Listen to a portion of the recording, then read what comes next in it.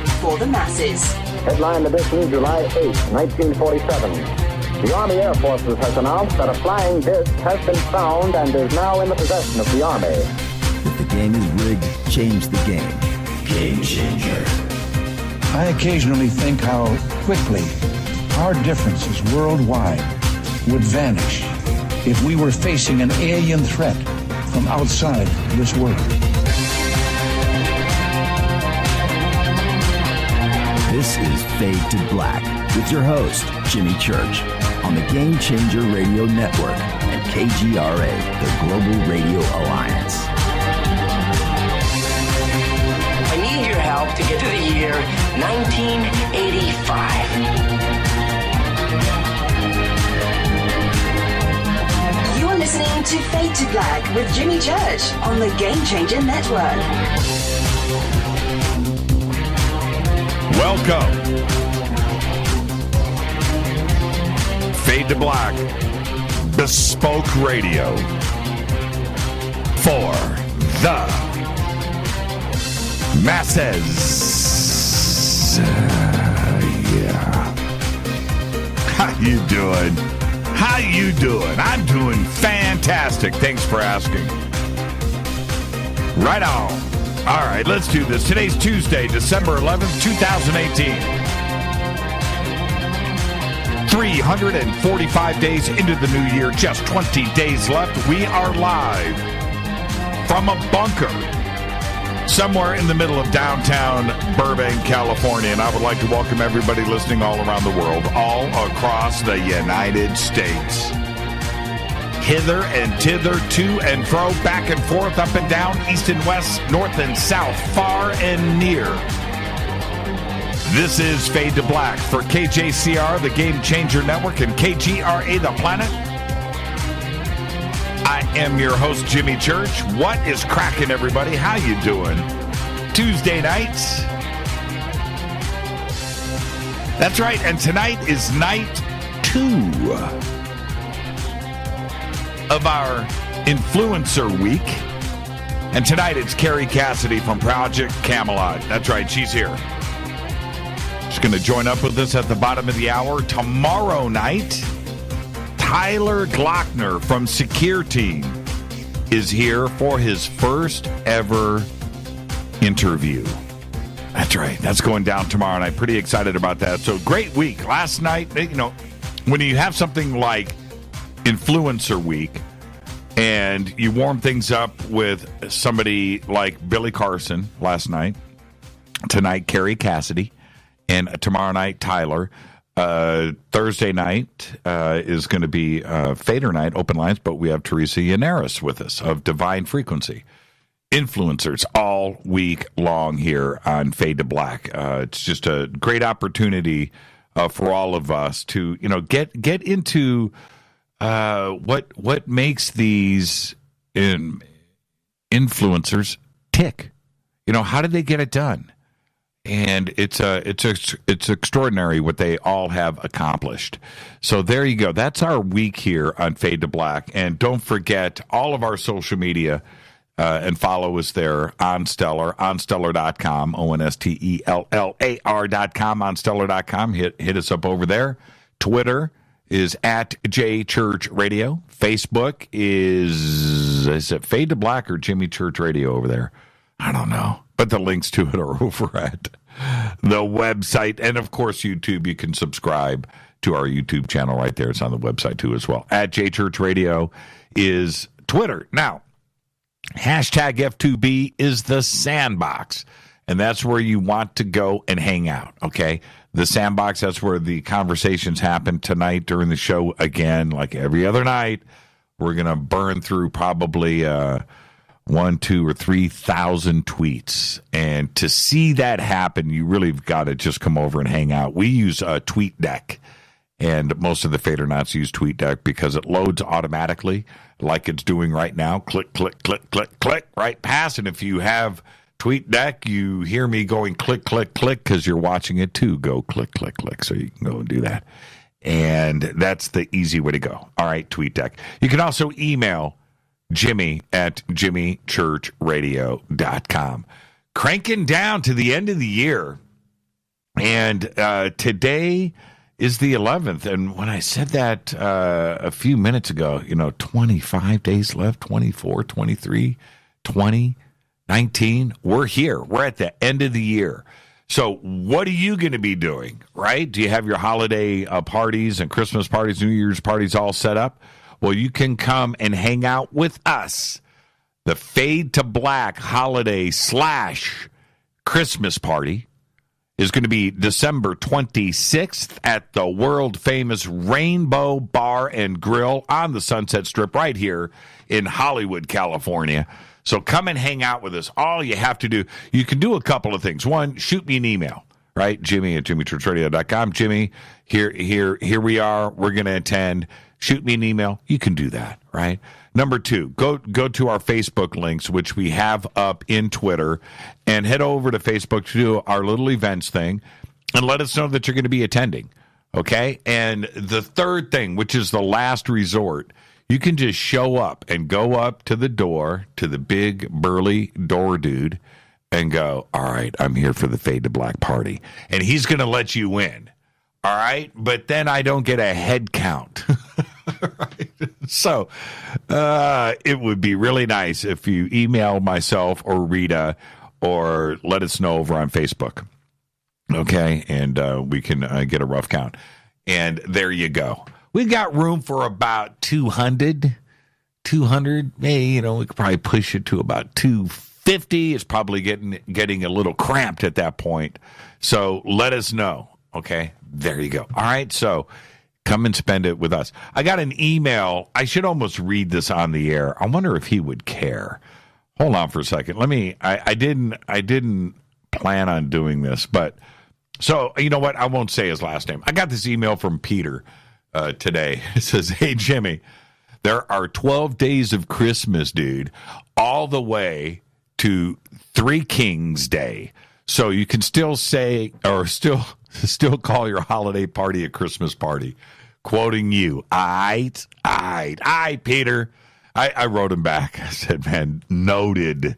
There are 12 days of Christmas. So, I feel that I'm not going to have a fact check, right? That I'm going to have to do some kind of redaction, some kind of redaction, and go, okay, man. So I guess I'm in the clear. So, Rita, we can call it a Christmas party. Dang it. It's a holiday / Christmas party. There you go. December 26th. All right. And don't forget, right after that, come and join us for the 2019 Conscious Life Expo right here in Los Angeles at the LAX Hilton, right? At the end of February. All of the information that you need is just click on the Conscious Life banner at jimmychurchradio.com. It'll take you straight over where you can get a full conference schedule. You can get your tickets and information. And of course, staying at the LAX Hilton, too, is a pretty cool thing to do. This year, we are celebrating the 50th anniversary of Chariots of the Gods with Eric Von Daniken. And I will be hosting the panel, the Ancient Aliens panel with Eric and Linda Moulton Howe and Jason Martell, Billy Carson, and David Wilcock. That'll be on Friday night. That's one of the opening events for the weekend. And that's downstairs in the big main ballroom. And so you've got to get that's going to be sold out. So you want to get your tickets in advance for that. But that's going to be really cool because we are celebrating with Eric. And there's going to be some pretty cool festivities going on. I can't leak the information. I can't leak it in advance. I can't. But you're going to want to be there. Okay? This year, 50 speakers, including George Norrie, Nassim Haramein, Robert Schock, Daniel Brinkley, Grant Cameron, Julia Mossbridge, Teresa Yannaris. It's going to be great. The 2019 Conscious Life Expo. All right. Now, I got a bunch of, I don't know, what happened with this. Hey, Rita, can you bring me the night vision? Can you bring, it's in her office. We had it during, okay, maybe I'll get it in here on the camera. The new Orion night vision from Hoffman's Optics. So I got all this email and I got a couple of texts about night vision goggles. I was like, and I remembered. it's the season, right? It's Christmas. So that's what's going on right now, and I get it. So you want to go to hoffmansoptics.com. The links are over at jimmychurchradio.com. And when you get to the homepage, you scroll to the bottom, and you will see all of the Jimmy Church Edition night vision goggles. There are 4, 1 monocular, and they're all at the bottom of the page. And you really, and there's some extremely affordable stuff there too as well, all the way up to the new Gen 4. That's right. You heard me. The new Gen 4. You've got to go and check them out. Everything, the complete product line is right there. All right? hoffmansoptics.com. Give Alec Hoffman a call. All right? Where are we at? Don't forget to subscribe to our podcast. It is just $2 per month. Go to jimmychurchradio.com. Click on that podcast banner. We have over 950 shows right there in the archives. 950. You can also become a Fadernaut over in our membership section on the site. You can get hats, T-shirts, everything's autographed. That's cool. Remember, those hats are only available through the membership. They're not for sale. I don't give them away. You can beg. You can do whatever you want. Jimmy, man, I just lost my job. Can you give me a hat? Nope. Cannot do it. Nope. Hey, man, I got a flat tire on the way here, and I spent my money on a flat tire. Can you give me a hat? Nope. Cannot. I got to respect my word. My word is you only get the hats when you become a game changer. And those that have become a game changer, they know how exclusive those hats are, right? And when you're wearing the hat and you're walking at a conference, you're walking down the street, you're at the mall, somebody walks past you with the Fade to Black hat on, you know he's a game changer. He's a Fadernaut along with you. And that's the only way you got those hats. Of course, unless you're Micah from the United Kingdom. But that's an exception. That only happened once. All right. All right. Become a Fadernaut today over in our membership section on the site. And visit all of our sponsors. Visit them all.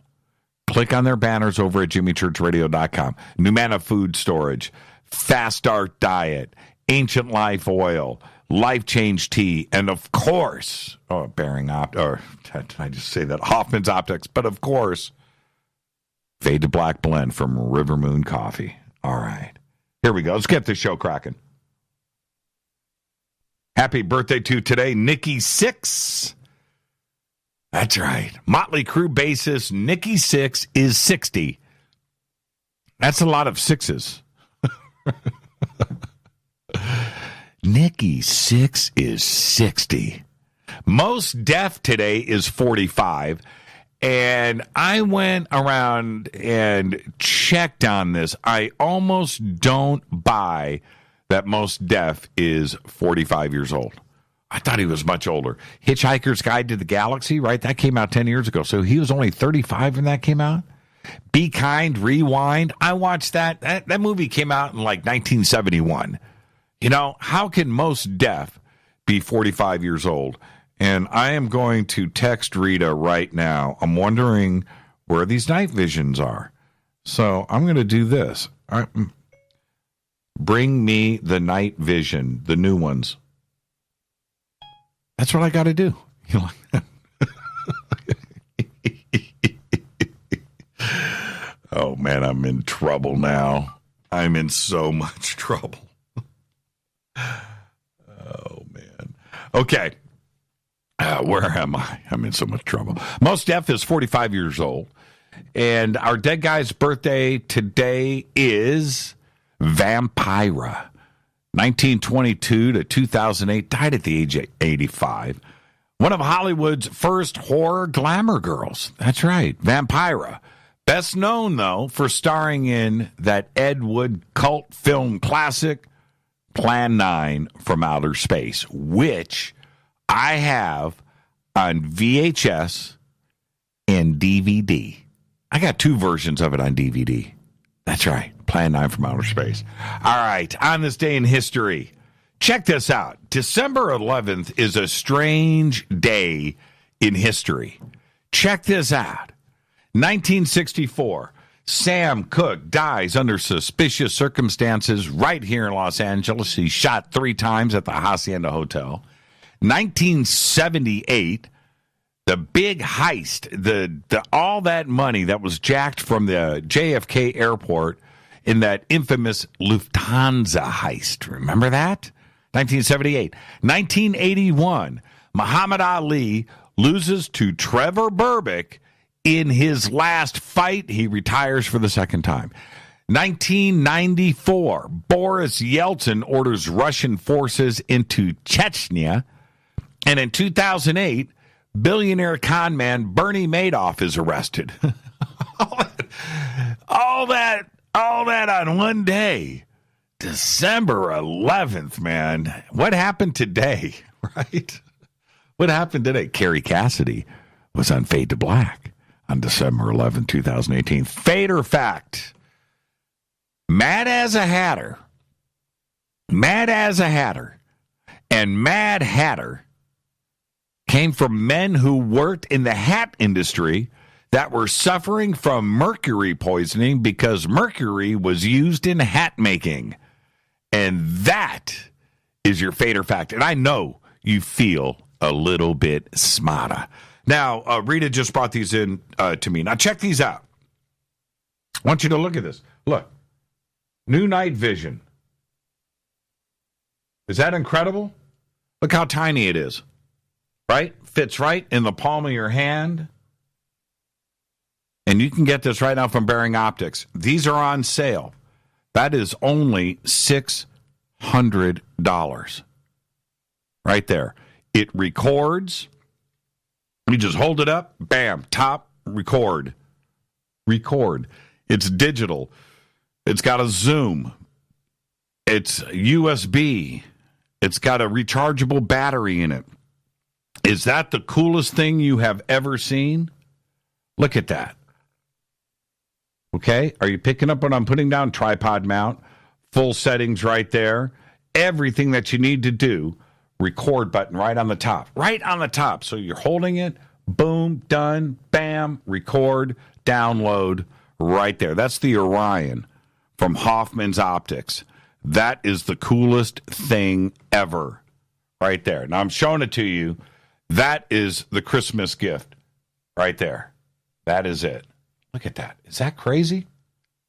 It's beautiful. That is called the Orion. So go to hoffmansoptics.com and you can check it out. And you've seen, when you look at it in the pictures, right, that's one thing. But look at this. Look at that. Okay? Are you picking up what I'm putting down? You better be. That's the Orion. $600 on sale, $200 off right now. That is just incredible. Incredible. Night vision, NVGs. So everybody's been contacting me about them. Well, you know what? For your Christmas right there, that's what you want to do. That's what you want to do. All right. Let's go. Now, tonight, Kerry Cassidy is here, and it's Influencer Week, and last night, Billy Carson. Tomorrow night is Tyler Glockner. Now, this is the deal. It's our Influencer Week, and as I'm pretty happy, pretty amazed, getting these 3 guests on the show for the week. But it got me thinking, and I've talked about this before, but I've got to go back and revisit this. Who influenced me? Who influenced me? Right? Well, it's actually very simple.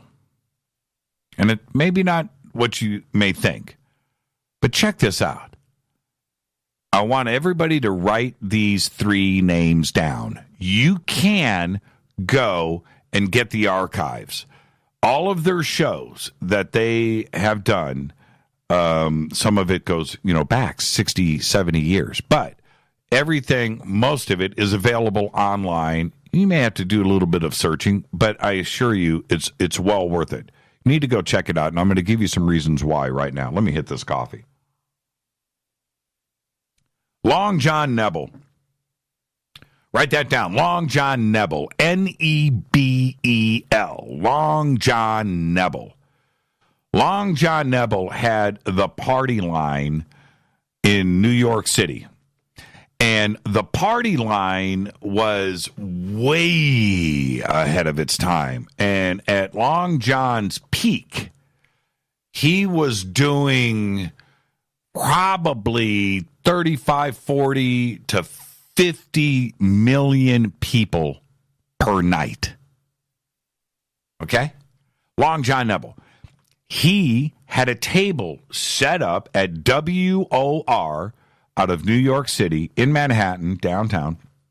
Had a table with telephones, had microphones, and he would bring in every single night 3, 4, 5, 6 guests, and they would sit around the table and talk and take phone calls. They had switchboards. They, right? They had operators answering phone calls, and way ahead of the curve. Long John Nebel covered everything. All of the subjects. He did ghosts, he did telepathy, of course he did UFOs, and he did conspiracies, and did the craziest shows ever.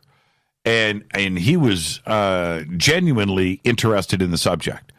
And if you study UFO history, all of those names that we know today, they were on his show in 1955, 56, 57, 58. He had Arthur C. Clarke on his show, right?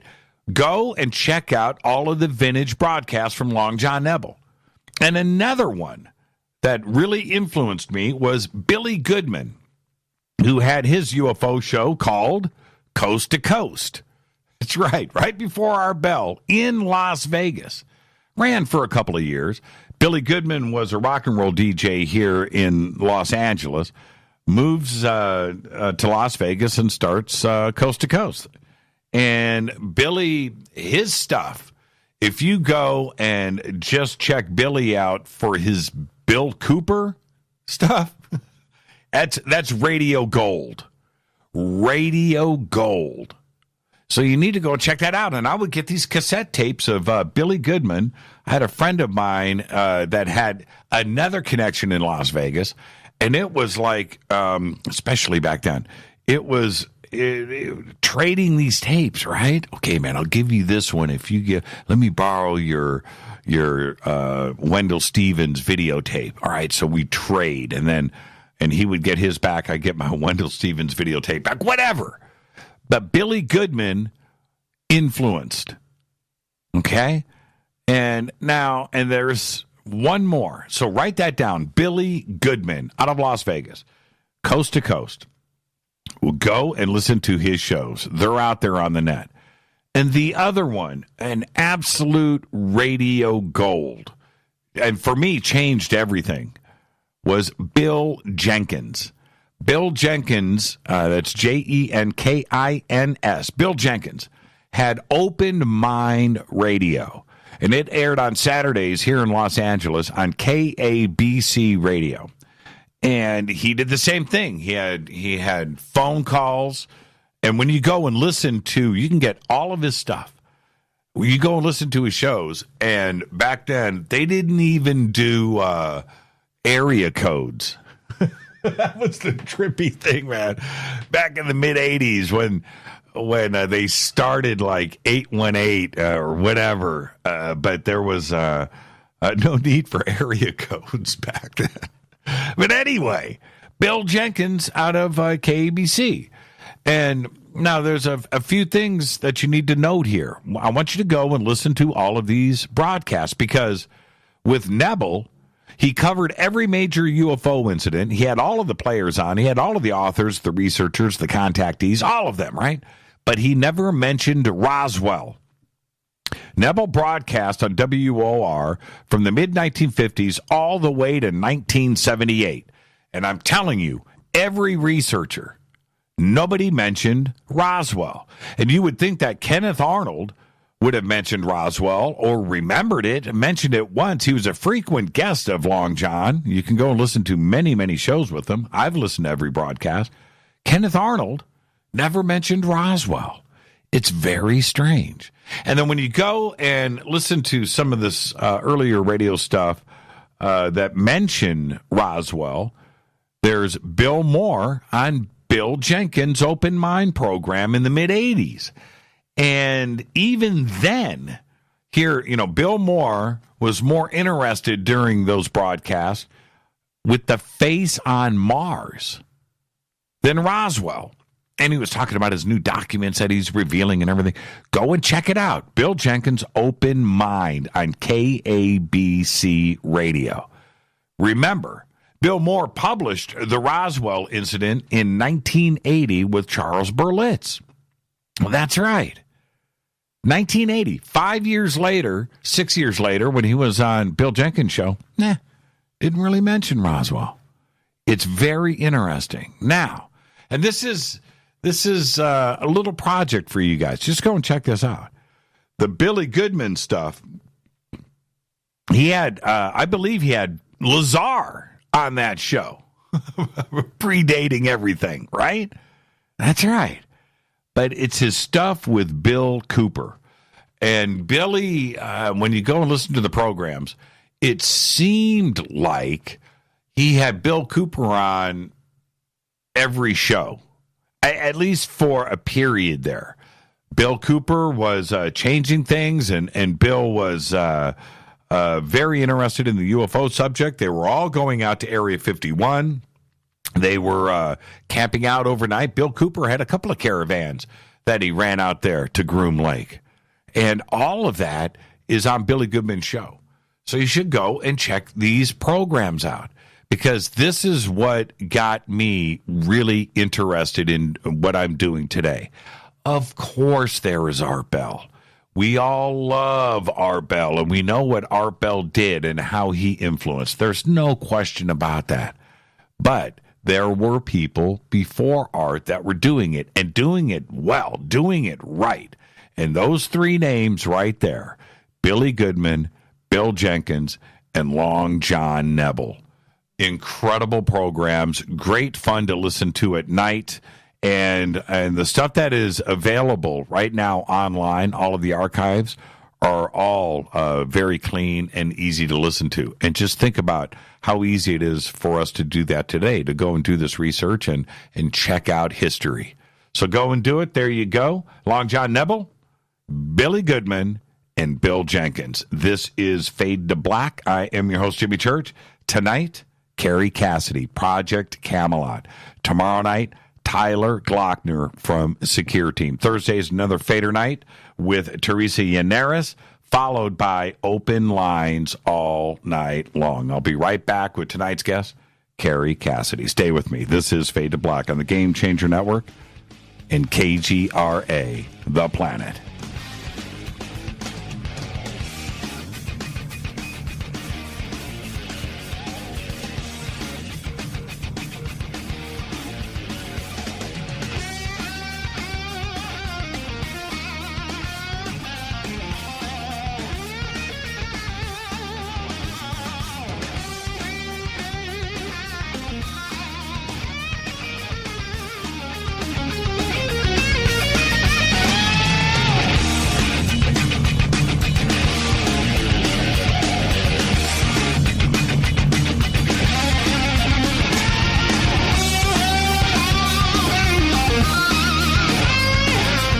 This is Nicole Church, daughter of you-know-who, and you're listening to Fade to Black on JimmyChurchRadio.com and the Game Changer Network.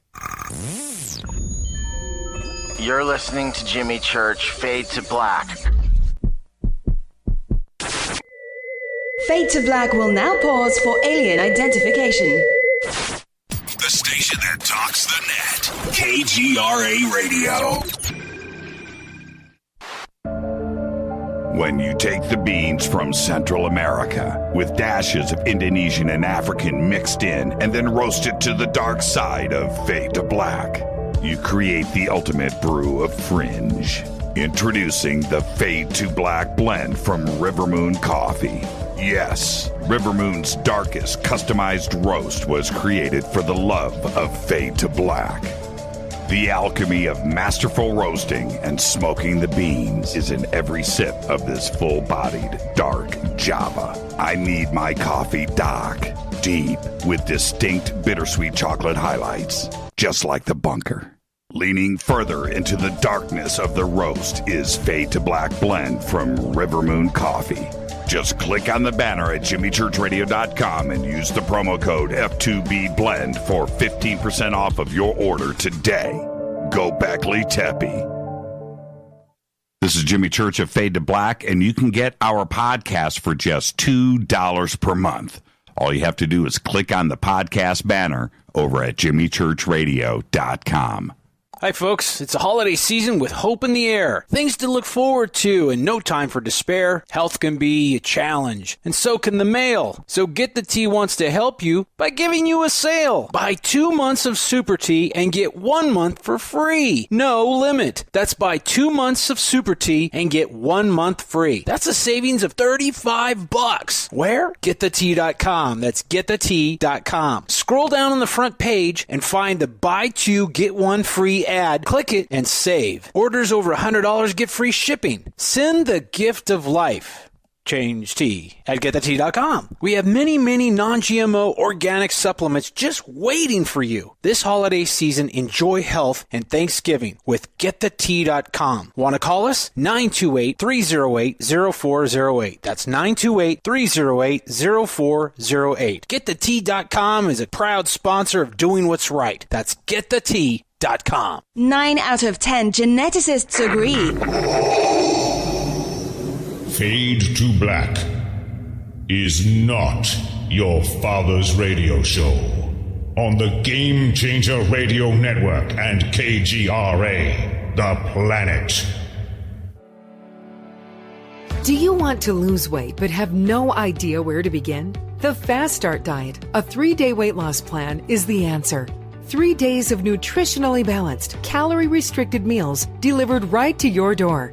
No shopping, no measuring, and no cooking. Everything is prepared for you and ready to eat at home or on the go. The Fast Start Diet has all the amazing benefits of intermittent fasting without starving. We've helped thousands of people who have struggled to reach their weight loss goals. Isn't it time we helped you?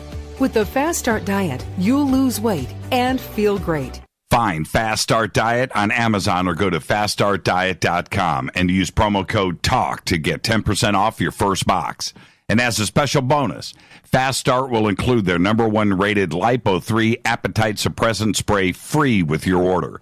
This is Jimmy Church. And whatever your diet plans are, do what I did. Go to faststartdiet.com. Hi, this is Rob Reiner from Anvil, and you're listening to JimmyChurchRadio.com. What's up? I'm Chris. What up? This is Kyle Massey, and you're listening to Jimmy Church Radio.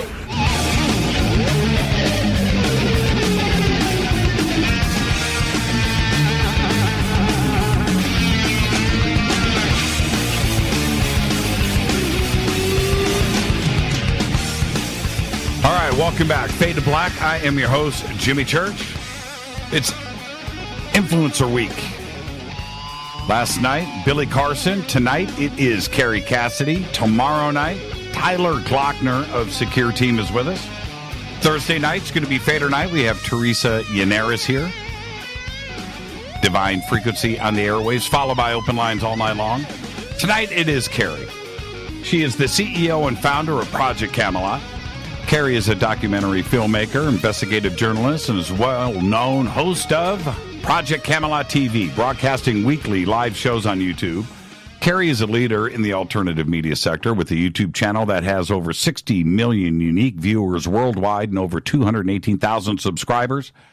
She travels the world conducting interviews and documenting the testimony of whistleblowers with above top-secret clearances, as well as authors, researchers, and experiencers covering conspiracies, the secret space program, black projects, ETs, Kundalini, and Ascension, and, of course, free energy.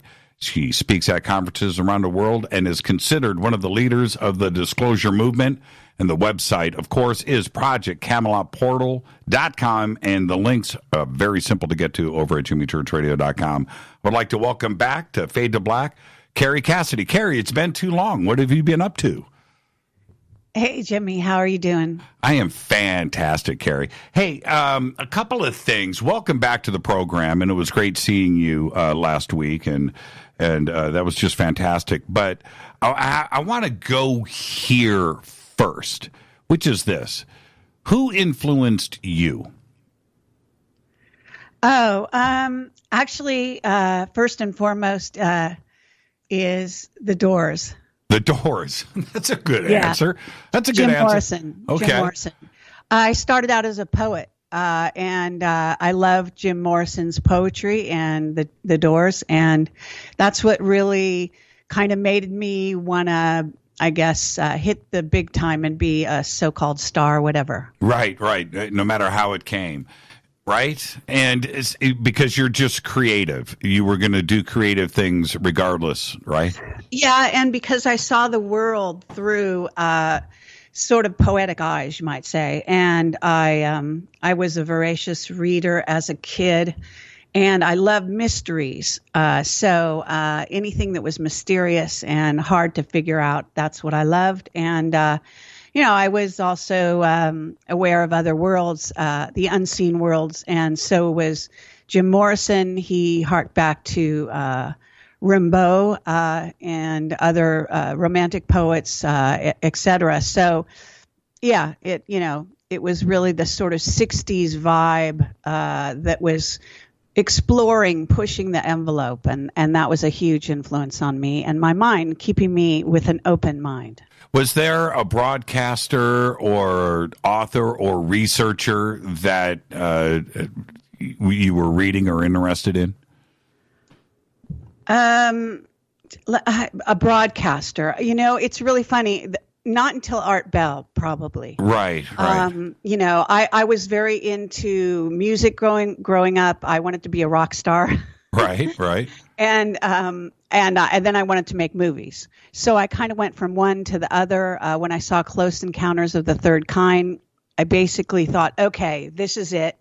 It was like, a revelation. I like stood up in the theater and I just thought, okay, finally, it's out. It's going to be everywhere. Everyone knows now.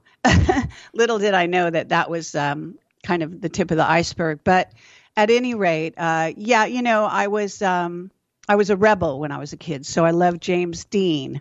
But as far as radio people, Art Bell was the deal, and I never dreamed I would be doing what Art Bell did and has done.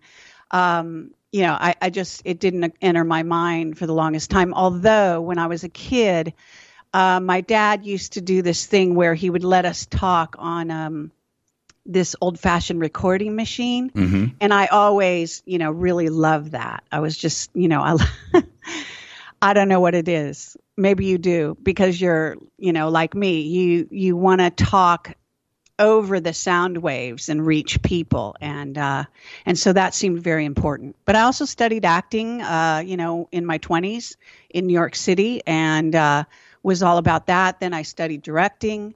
I moved to LA. I wanted to make movies. So, my background is not conventional for this sector, really. Even though I studied the occult, I was very into that. I also was into Kundalini activation. So I was into, things like Gandhi and Hermann Hesse, and connecting all my chakras and going into deep meditations and wanting to reach enlightenment. And that there was a big community in New York that was all about all of that, right? Well, my time in New York was a strange time, and I was involved in some outside recording studio stuff. I was going up and back to upstate New York, and I was what can I say? I was involved again with music, and so music and acting. I wasn't involved with the community when it came to the occult. I was having visitations at night from beings, and I knew I was being, I had a long history of abduction. I had not clear memories. They were just fleeting memories, but I also went into, I had these things where at night I would go to sleep in New York, and I would go into walk towards a hill in Montauk and disappear inside the hill. And I don't know after that what happened. And then the other thing was I was going to school underground in New York City at night when I went to sleep. So, I mean, very, very unusual sort of stuff. But I knew about Montauk kind of early on, way before Camelot. And I figured that I was being utilized as part of that experiment somehow. And I actually was living in New York and left New York right after Montauk blew up and the thing went crazy in 1983. Mm-hmm. I left New York. When you speak about these experiences, were they something that when you woke up or started to remember them, were you remembering them as real events, or was it just an out-of-body thing? How were you accepting it in your own mind? Well, some people will actually know the words to my Jaguar song, if you've ever listened to the whole thing, which is the Camelot theme. Mm-hmm. And it's basically saying there's a jaguar outside my door, stretched out and purring, waiting for more. Strange shade of stone, deep cat-eye green. No way to escape. No one hears my scream. The jaguar in South America symbolizes going into other dimensions. So that's a poem I wrote.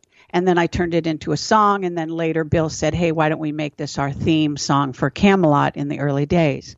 So that's kind of the trajectory of the song Jaguar. And so in my world, I was always straddling two worlds because I could see, I developed what you call etheric sight mm-hmm. because I meditated a lot and I taught myself, and I was, I guess you might say, a real investigator. I really wanted to know everything that they wouldn't tell us.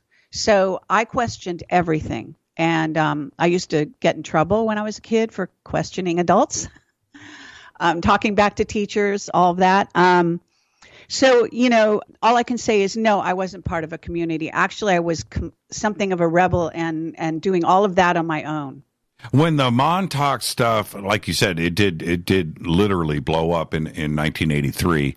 When that started to take off and you had your own personal experiences with it, what kind of aha moment did you have? I mean, is it like, oh man, this is real, right? Again, there was no aha moment because I'd been experiencing this stuff since a kid. And I just knew that other people didn't get it. And so I kept a lot of it to myself. Gradually, as I say, when Close Encounters came out and they started talking about the whole ET side of things, I thought, okay, great. Now there's going to be more talk about this. And I mean, I kind of hate to remember this stuff, but, I was going back and forth to Woodstock, and I remember I had some girlfriends who actually referred to me as a kind of ET. I don't even know why, but I always had a lot of knowledge about stuff, and because I read a lot, and most people don't grow up reading a lot, I guess, mm-hmm. unless they're like, nerds. And I wasn't like a nerd kind of person at all. I just I had a lot of knowledge. So I don't know, I don't know if I'm answering your question. Well, no, I totally get it. See, I would assume, because this is my own experience, that when you get a confirmation of something, because you may be asking yourself, is it me? Am I going crazy? Or is this really happening? And then you get something to validate your experience. And that's when you back up and go, okay, wait a minute. Okay, I got to take this a little more serious. So okay, wait. I'll tell you one thing that happened during those years. I had a whole night in which I was helping a very old man with a very funny mustache and his wife, and I was mainly working with him. And he was transitioning, he was dying. And when I woke up in that morning, I thought, well, that was a very strange sort of dream experience, whatever, because I didn't categorize things in my life. I had, like I said, a ridiculously open mind. If I dreamed it, as far as I was concerned, it could easily have happened, either past, present, or future. So then I went to work and I saw a newspaper and it said that Salvador Dali had died that night. Oh, wow. And I knew that was the man, I even remembered where he was, like before I saw the article, that the man that I was counseling was somewhere in around France or Spain area. And, I just knew it was him. So that's when I got clued into the fact that I was helping, this is something that sort of, you might say, adepts do. It's kind of a normal kind of thing, is to help people transition from death out of this world and kind of get their legs in terms of moving on to other dimensions. So when that happened, I thought, great, that's, a really strong affirmation, right? But, there were lots of small affirmations my whole life. I was very intuitive and very psychic, too. So I kind of knew what was going to happen. Like, I would know if I was going to get fired from a job. I would have a dream the night before. And then when I was in LA, I knew, like, one night I had a dream type of thing where my car was towed. And I thought, oh, God, I so hope this is not going to be one of my dreams that comes true. Woke up in the morning, went out to get my car, and sure enough, it was gone. This kind of stuff. So I did look at my life in a certain way. I studied science. They gave you these tests in high school, and I would score really high in both science and art. That's a little bit unusual. And so I would apply, like, the scientific method to my sort of wild imagination, call it what you will, dreams, visions, etc. And I would try to see if they would be true, and if so, how, and if they were off, I would try to see where were they off. Did I misinterpret it? Did it not happen? And I've also had I was a precog, so I would, as I say, see things before they happen, and then they would roll out. And that's gone on now since my early 20s at least, where I have seen the future. And even to this day, I do see it roll out. But, I don't talk about it, and I also don't depend on it. I figure we have many timelines. It's also worth knowing that I read the Seth material by Jane Roberts when I was like 12 or something. Wow. And I mean, and it made sense to me. I didn't really like it all that well because, I thought she was fabulous, but I thought the idea that we have so many alternative timelines was kind of disappointing. Why? That's interesting.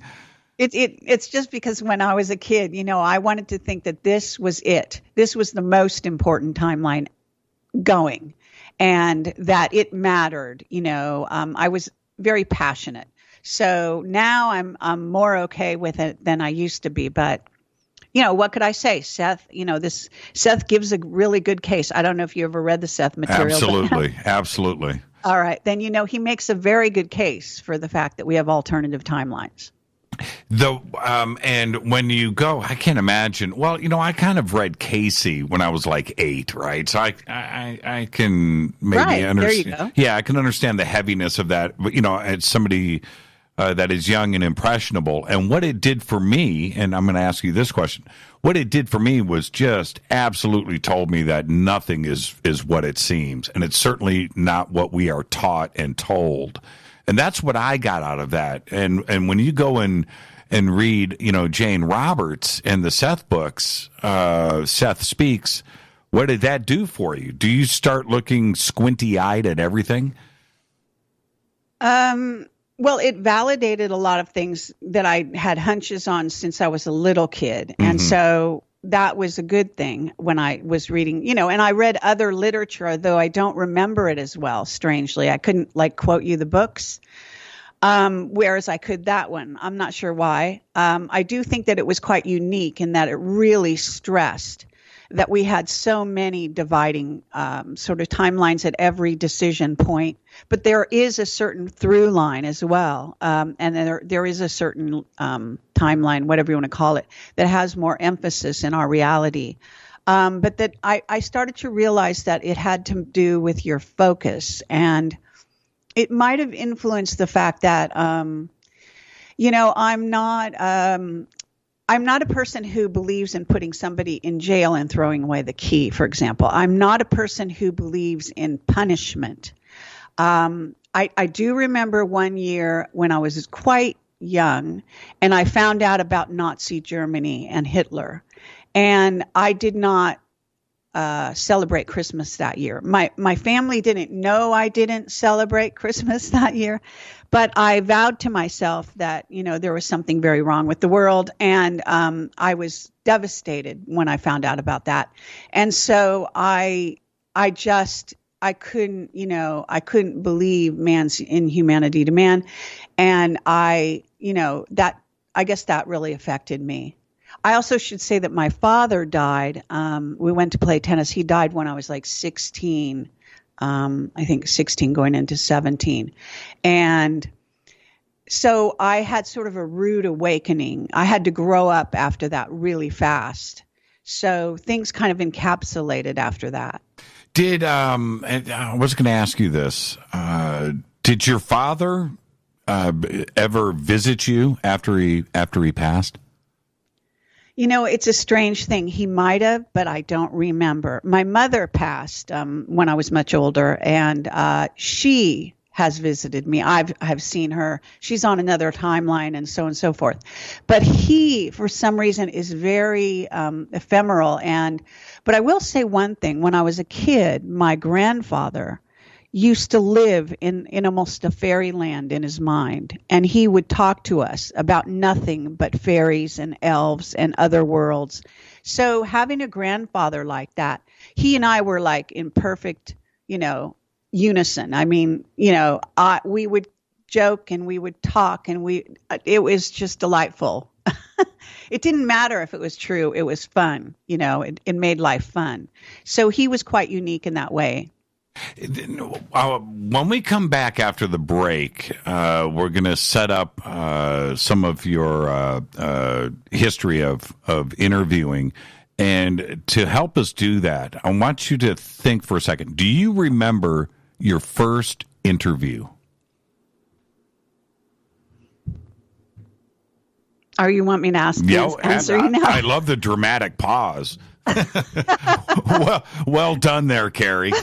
Everybody leaned forward for the answer. What is she going to say? Yeah, who was your first interview? Do you remember? In the conspiracy UFO genre? I think it was Robert Salas. Really? Yeah.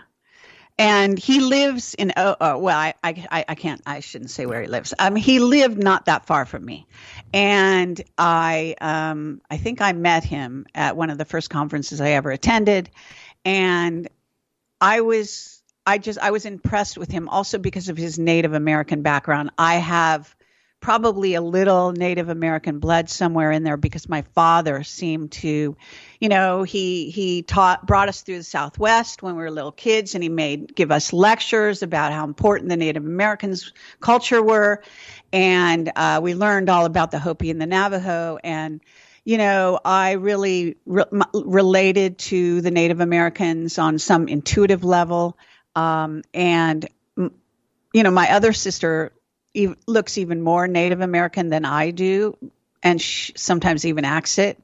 She's kind of a different kind of a person, and so on. So my dad had looked like slightly Native American. He was also Spanish.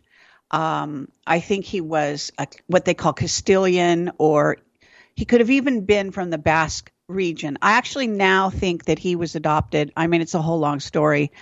I know nobody was bargaining to get on my life story here, but you just sort of asked me these kinds of questions. So anyway, all to say that Native Americans sort of had an influence, and I guess that had to do with why Robert Salas resonated with me, and intuitively I felt he was telling the truth. So I went to his house, and I had no idea what the hell I was doing. that which was my next question. Do you?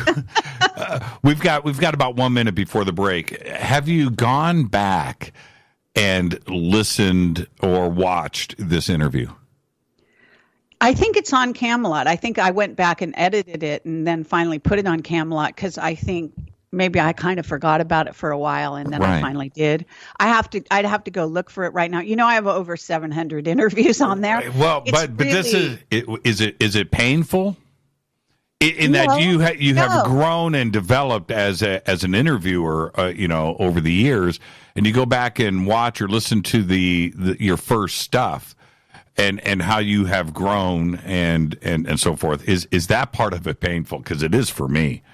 Oh, no, but you were doing a public thing. It's different. I just went into his house with a camera. I was there with him and his wife. Right. And I just hope that they didn't think I was, completely inept. My camera was really, really laughable little camcorder thing. And I'm not a technical person, so I'm lucky if I even turned it on. But at any rate, I will say that I studied journalism, formal journalism in college. So I did do stories on people, as a journalist, front page stories for the college paper.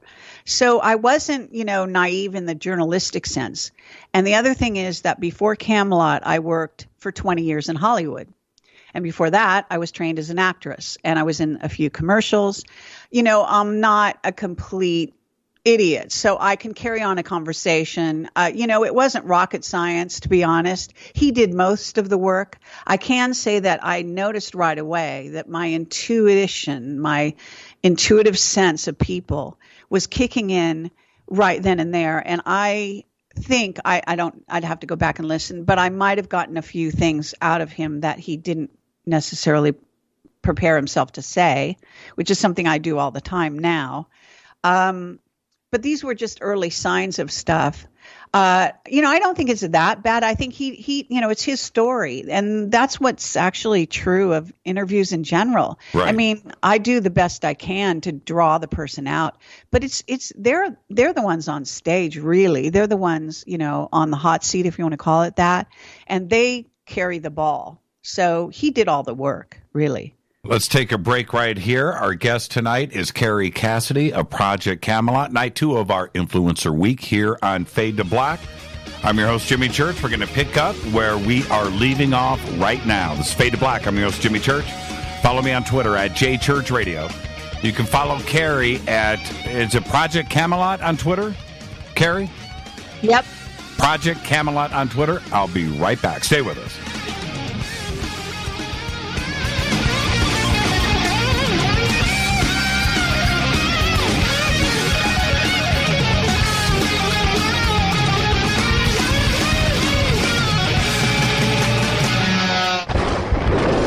This is Fade to Black with Jimmy Church on the Game Changer Radio Network and KGRA, the Global Radio Alliance. This is KGRA Digital Broadcasting Station, Salt Lake City, Utah, Van Buren, Arkansas.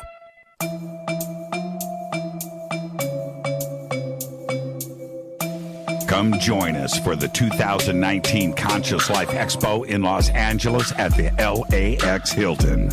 This year, we are celebrating the 50th anniversary of Chariots of the Gods with Eric Von Daniken, and I'll be hosting the panel with Eric, Linda Moulton Howe, Jason Martell, Billy Carson, and David Wilcock. Join George Norrie, Nassim Haramain, Robert Schock, Daniel Brinkley, Grant Cameron, Julia Mossbridge, Teresa Yannaris, and another 50 speakers who will be presenting at the 2019 Conscious Life Expo. Just go to ConsciousLifeExpo.com for tickets and a full conference schedule, or click on the CLE banner at jimmychurchradio.com. Go back, Lee Tappy. Folks, this is very important information. What's to be said about CBD? AncientLifeOil.com. Our CBD is made from hemp and has 0.003 THC, which means this wonderful product won't get you high, no matter what amount you take. What does CBD do for the body? My hands are tied, but you can Google CBD benefits and be astounded. When you're finished reading, you'll want to log on to AncientLifeOil.com. That's AncientLifeOil.com. and purchase. Life is good when you feel good. People are tired of pain. People are asking for non-GMO organic products to help them with you fill in the blank. Legal in 49 states, and again, our CBD is made from hemp. Ancient Life Oil is about helping people one by one by one. If you wonder how good the product is, the CEO takes it every day without miss. AncientLifeOil.com. That's AncientLifeOil.com. Have a great day. Hello, I'm Katie, and you're listening to my main man, Jimmy Church, on JimmyChurchRadio.com. Hi, this is Ray Hobbs here, repping the planet, and you're listening to my good friend, Jimmy Church, Fade to Black, on the Game Changer Network and the KGRA Digital Broadcast Station. This is Toby Kebbell. You're listening to JimmyChurchRadio.com. Don't hurt me, Jimmy. I'm only little. Hey, I'm Adrian Grenier. And this is Ari Gold. We're the Honey Brothers. Yes. We are of the Honey Brothers. Hey, I'm Adrian Grenier. And I'm Ari Gold. We're the Honey Brothers. And you're listening to Jimmy Church. The Revolution. Reclaim your active lifestyle with Angioprim. Angioprim is the original liquid oral chelation supplement. Chelation helps remove toxins, heavy metals, and cholesterol in your veins and arteries that can cause blockages. Scientific research proves the active ingredient in Angioprim has superior oral chelation action that helps promote cardiovascular health. Find out more. Go to angioprim.com. Talk to a trained consultant by calling Angioprim toll-free 877-882-7221. This is Jimmy Church of Fade to Black, and you can become an official Fadernaut by just going to our membership section at jimmychurchradio.com. Hey, it's Grace. Can we talk about something serious for a minute? Your age. Getting old has its perks. But remember, being a few years younger, you know, your hair was thicker, you didn't have so many wrinkles, that extra weight wasn't haunting you, and you just felt better. Well, we can't turn back the clocks and go back 10 or 15 years, but you can start feeling and looking 10 or 15 years younger with Nature's Youth RSF. It's a doctor-formulated daily supplement that helps your body maintain its peak performance and fight the aging process. Imagine sleeping better, looking better, and feeling better. See how Nature's Youth RSF has helped thousands of people just like you at nature'syouth.com. nature'syouth.com. Imagine how it will feel when your family and friends are asking you what you did to look so good. Your secret will be Nature's Youth RSF. It's time to start looking better and feeling better. Learn more and order your Nature's Youth RSF at nature'syouth.com. That's nature'syouth.com. That's nature'syouth.com. Hello, this is Serena Wright Taylor from Conscious Life Expo, and you're listening to Fade to Black with Jimmy Church, who holds the Lucky Pony record for the best astrological chart since 1963. True story. This is Micah Hanks of the Graylian Report, and you're listening to Jimmy Church on Fade to Black, across the globe on the Game Changer Radio Network and the one and only KGRA Radio, The Planet.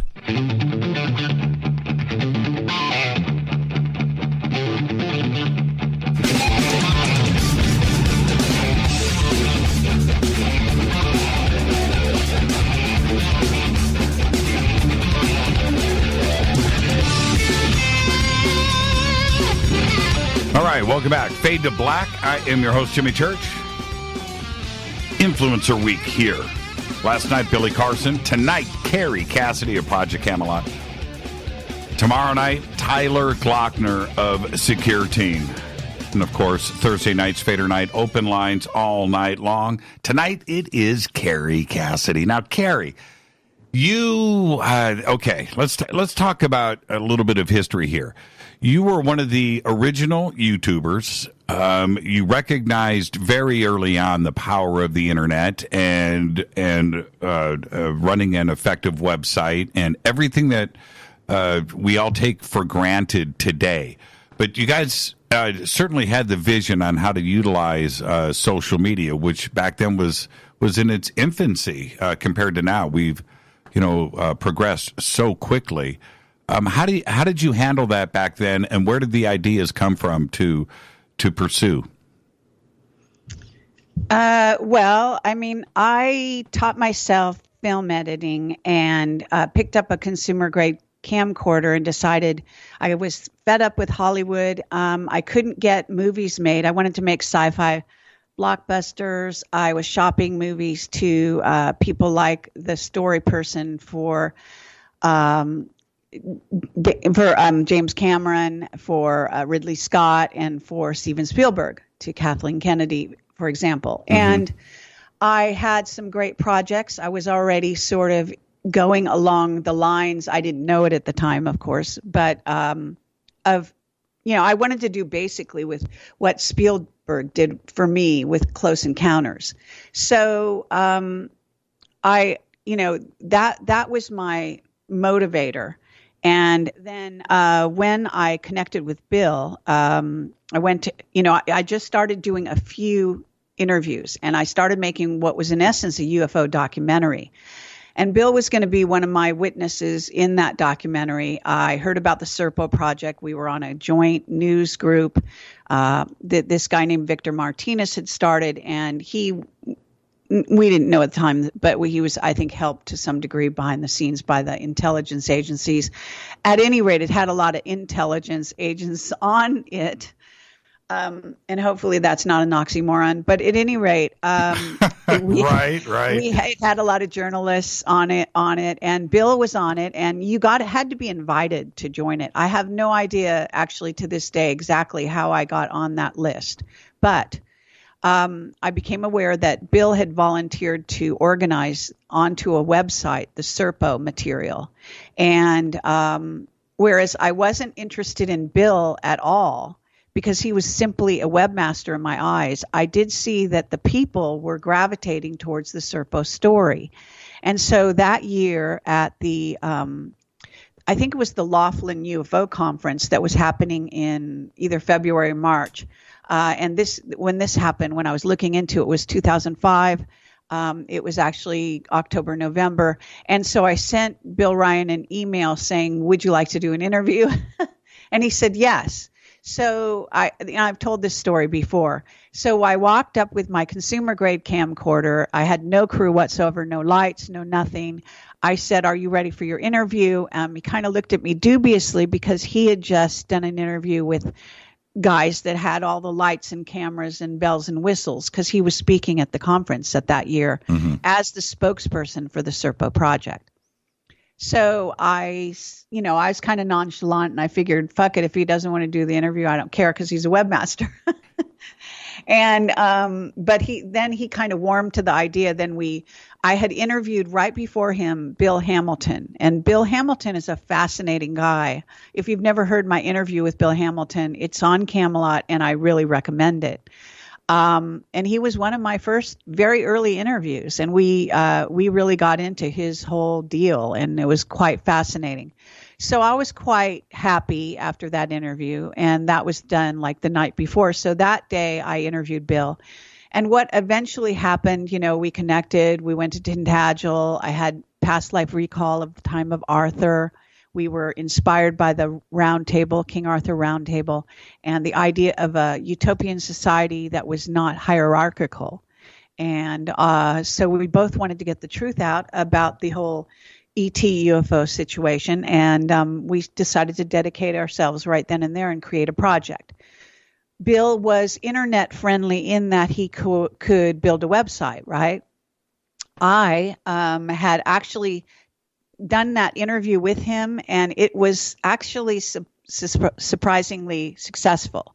I created a website not knowing what the hell I was doing out of some, how they used to have like these, well, I guess they still have them, where you can kind of make a dummy website and you put in all your own stuff, but you don't really do any coding or anything like that. And so I made my own, and strangely enough, I have no idea why I did this, but I do go with my intuition on things.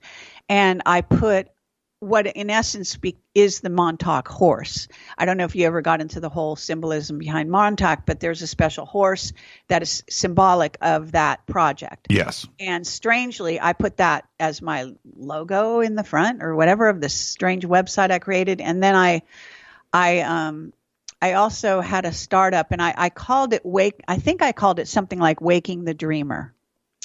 And it was based on a poem, that title. And anyway, Bill was my first interview on there. And so I kind of, I knew that and I started my YouTube. I also joined YouTube as a director. And because I'd worked in Hollywood and I had actually directed my own short film, that I shot on location. I stole all the locations. I wrote the screenplay. I was already kind of teaching myself everything I could do. And I also, I worked back in those days for a lawyer in Warner Brothers entertainment section that was part of the whole online drive that Warner Brothers was getting into at the time in LA. And so there was lots of techies around me. And so I've always been able to kind of learn by osmosis, and somehow I just paid a lot of attention. And every time something new came along, I tried to teach it to myself. I even tried to teach myself a bit of HTML, but I didn't really like it, so I didn't go very far with it. But I did learn some rudimentary stuff. Anyway, so those were the early days, and then I taught myself film editing. I picked up the consumer grade. When I learned, I had been a photographer, actually, a still photographer. Prior to college, I studied photography. Then I studied it in Santa Cruz with the protege of Ansel Adams. His name was Ted Orland, and he brought me aside. He said there's one time in a teacher's life when they come across a very, very talented person and they, want to help them to move along. So he thought I was going to get into still photography. But I turned to him and I said, actually, I want to make movies, which kind of blew it for him. But at any rate, that's what I did. And then I know this is kind of long-winded, but you're asking. So then Brooke Shields, if you remember the young actress Brooke Shields, she was very young then. She was starring in a movie called Tilt. And Tilt came to Santa Cruz, where I was waitressing as in a coffee bar, sort of up this place called the Greenhouse. And I was an extra in the movie. And of course, with my movie background, then I met the producer and the director, and the producer, I had some talks with him, and he basically said to me, he came to the restaurant one day and he said, listen, if you want to go make movies, then you are in the wrong place, and you need to pack your bags tomorrow. You need to get the hell out of this podunk town, and go make it in the big time. You need to go to Los Angeles. And so I literally did that. I went home. I told my boyfriend we were breaking up. I said, I'm going and I'm packing my bags, and I think this man is right. I'm wasting my time here. And I don't know, a week or two later, I had found a place to stay in LA and I moved. And then he eventually followed me. We got a house together. We did break up, but that's history. The early days with YouTube, and this is what if you can correct me, I could be wrong here. But everybody it seemed like there was restrictions, and a lot of it, I'm talking about time, right? The length of videos. Yep, that's right. And there, it was bandwidth, and there was lots of other issues there, and getting stuff to stream right. But I remember this is what drew me to your stuff, was that you were like one of the first that I remember that had like full length videos. Yeah. How did you? Is that? I'm not wrong, am I? How did you pull that off? Because I was a YouTube director. I was one of the early. There were only a few of us. I don't know the numbers, but I remember that when they put out the notice, they said, if you'd like to be a YouTube director, you're part of the startup, group. The people that are kind of, I guess, adopting this place, early. Right. And so I had studied to be a director in Hollywood. I studied acting. I saw myself as a director, although my actual chops and resume wasn't really so together.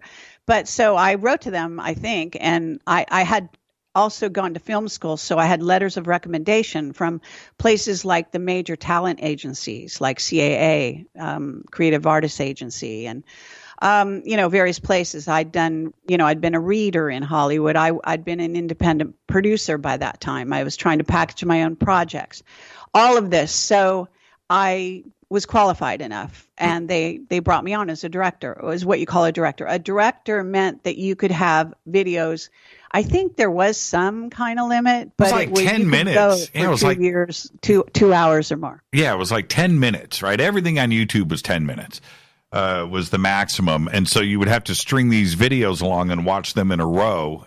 You know what I mean? They would cut them up, but you had these interviews up there, and I could watch them fully. And you were very early on in that. That was a pretty good. What's the word I want to say? You had a one up on everybody else, and so we could go to you, and you had all of the researchers and the authors that we wanted to hear from, but you had it in full length. Yeah. Well, also keep in mind that I think we did hit the zeitgeist at just the right time. We were rebels, and we wanted to, in essence, change the world. And we knew that Stephen Greer had written a book, but he had film footage that he wouldn't release because it wasn't Hollywood quality. Mm-hmm. And I just, I kind of came from the MTV generation of, guerrilla, I call it guerrilla filmmaking. I went to film school. I wanted to be an auteur. I believe that, creative vision was everything and all that stuff. So basically, that was my kind of vision. And then when I got with Bill, and we got together to do this project, we decided we would change the world. We didn't know that people would like our stuff, but we knew that we wanted to interview people from above top secret. And of course, I had my consumer grade camcorder, and Mr. X is the first interview we did together. And that was shot down in Southern California at what's called the Integriton, which is actually, it's an amazing energy place now that I, know more than I did back in the day. And right. I can say it's almost fortuitous because that's where Big Rock is. That's where Frank, what's his name? Met with the tall blondes and George Van Tassel. Him as well. But no, there's lots of like UFO history in that area. Absolutely. And we literally stayed overnight the night before in a tent in Joshua Tree, like in a campground. It was very spooky out there in the desert. I mean, it is like and a whole UFO. I forget the name of the sci-fi movie, but there's a sci-fi movie that was shot there with all those satellite dishes and all those windmills and stuff that look almost so alien. The whole place looks alien, really. So it was very suitable for our first interview. And Mr. X was a legitimate above top secret witness. So somehow we caught the imagination of the people out there. And we did blog, in writing what we were doing, what was coming next. And literally we're traveling the world with a camera, which nobody did. And so we would tell people that we were about to release a such and such interview, and people went crazy. I mean, they were literally waiting on the edge of their seats, like at that time. And we know this for a fact because we get emails like with people saying, when is this coming out? When is this coming out? And one of the people who made us wait the longest after the interview, because you had to have it vetted by the Pentagon, was Pete Peterson. And that month, people just went crazy. I mean, the guy made us wait and wait and wait, and we kept promising it. And I just remember how crazy people got over waiting for that interview. And, we interviewed David Wilcock. He was actually going into hiding when I interviewed him. He came back onto the scene as a result of our interview in many ways. And in fact, that seemed to be the magic of Camelot. We would go to somebody, and I like to look for the ones who people said, oh, they're not true, they're lying, this or that. So in addition to the unknowns, I would always gravitate to somebody that everyone else said was lying. So, and we would turn it around for that person. We would talk to them and interview them and give them those 2 hours of FaceTime on the internet that nobody else got. These were not sound bites. You could really get a feel for the person in those interviews. How has YouTube changed for you over the years since you were, you were there from the very beginning, and today it's certainly a different animal. How has it changed for you? Do you approach it differently? Well, it's gotten easier in some ways to reach the audience, but everyone's doing what I did. So everyone does what I do, including you. I mean, it's not unusual anymore. Back then, we were like almost the only game in town. There was a few others. There were some that had come up through, writing articles and things, people like Paula Harris and Linda Moulton Howe. But we were the ones who picked up the camera and really, went at it that way, and also in the avant-garde style that I chose. Mm-hmm. So, that's so common now. It's become the way of the internet and of YouTube. And YouTube is, they've tried to kick me off a couple times. They gave me strikes because I interviewed people about false flags. And if you say the word false flags, they'll throw you off YouTube. I mean, the place has become very crazed, like censorship alley, really. And so you do have to watch it now, what you do and what you say. This whole nonsense about conspiracy theories and conspiracy theorists, that sort of bad mouthing of that notion. And yet, when 2 or more people get together to plan anything, it can be called a conspiracy. That's right. And that's going on every minute of every day around the world. And if those particular people happen to be members of intelligence agencies, members of the military, members of governments, then you get into a whole new, land. And it is a conspiracy. And our lives are run by conspiracies as far as I'm concerned. So YouTube has become kind of a minefield in a way. It's also, we've had people go back in and test to see if you're getting the number of hits that you think you're getting, and finding out that YouTube is also fudging those results, lying about the number of, to keep us down, to keep certain channels down because they don't want you to go as far as you could. They throw things like roadblocks in your way to screw with you. Mm-hmm. One of the latest things they've done, I don't know how recently they did this, but it's not enough to subscribe to somebody's YouTube. Now you have to fucking push. Sorry. Yeah. No bad language. Beep, beep. You have to freaking push a bell to tell them to send you notices when they go live and when they, come on, like another step. So, you work so hard to get subscribers and you work so hard to get, viewers and all of that. Mm-hmm. And they take 45% of your revenue from ads, and that's way too much. They don't do fuck all. Okay, easy now, Carrie. I've got a lot of kids that listen to this show. So get like 10%, like what an agency gets. They're 15% max. I mean, get a grip. Right. YouTube's listening, and I hope they are. Well, no, they might be, but this does broadcast out on iHeartRadio too as well. Now I've got to go back and clean everything up, but that's okay.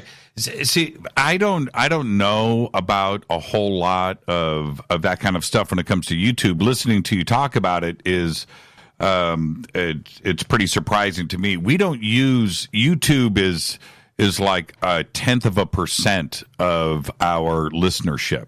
Right. It's very, very small. We only use YouTube to archive. That's it. And so I don't pursue subscribers. I don't know how many subscribers we have. I don't, I have no idea about the social part of it. I do know I'm up on what happened to Alex Jones and what is breaking in the news and everything else. But for us, it's such a small part of what we do. But that's only because you got onto what is that, mainstream radio? Uh-huh. Yeah, well, they wouldn't let me on mainstream radio. You do know that. Oh, that's not true. Yeah, we're about to find out.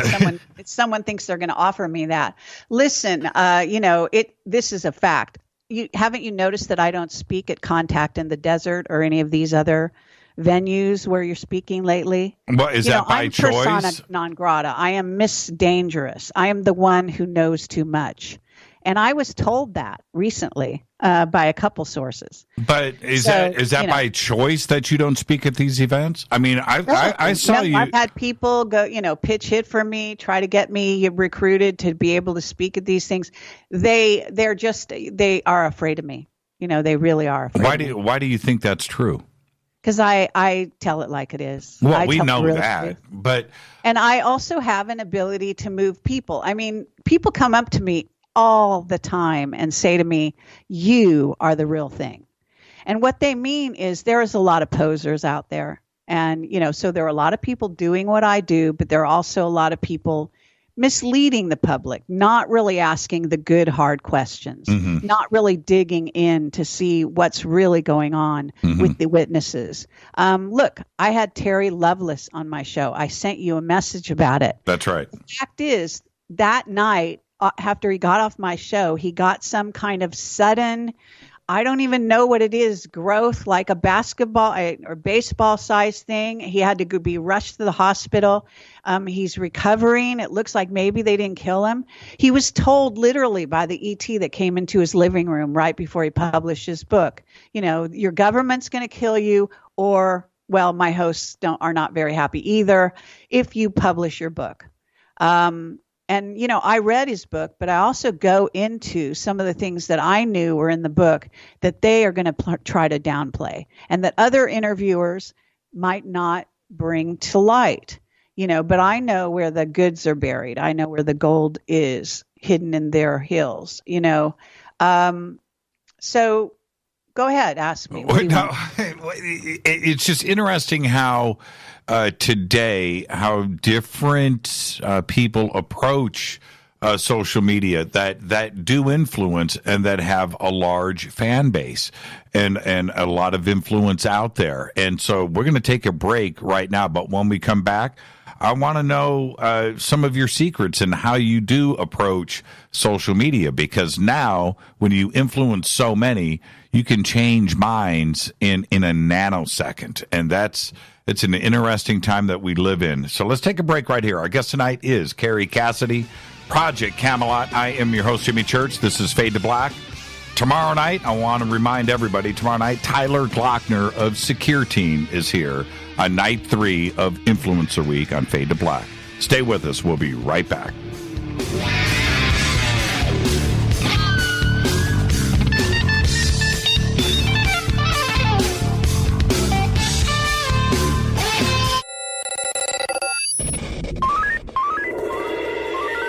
Way out here, we listen to Jimmy Church.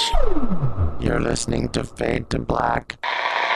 Always on the edge of the hottest alternative talk. Jimmy Church with Fade to Black. KGRARadio.com. ¿Qué tal, mis amigos? Yo soy Mario Carson, el tiburón, y los invito para que escuchen a mi buen amigo Jimmy Church Radio. ¡Claro que sí!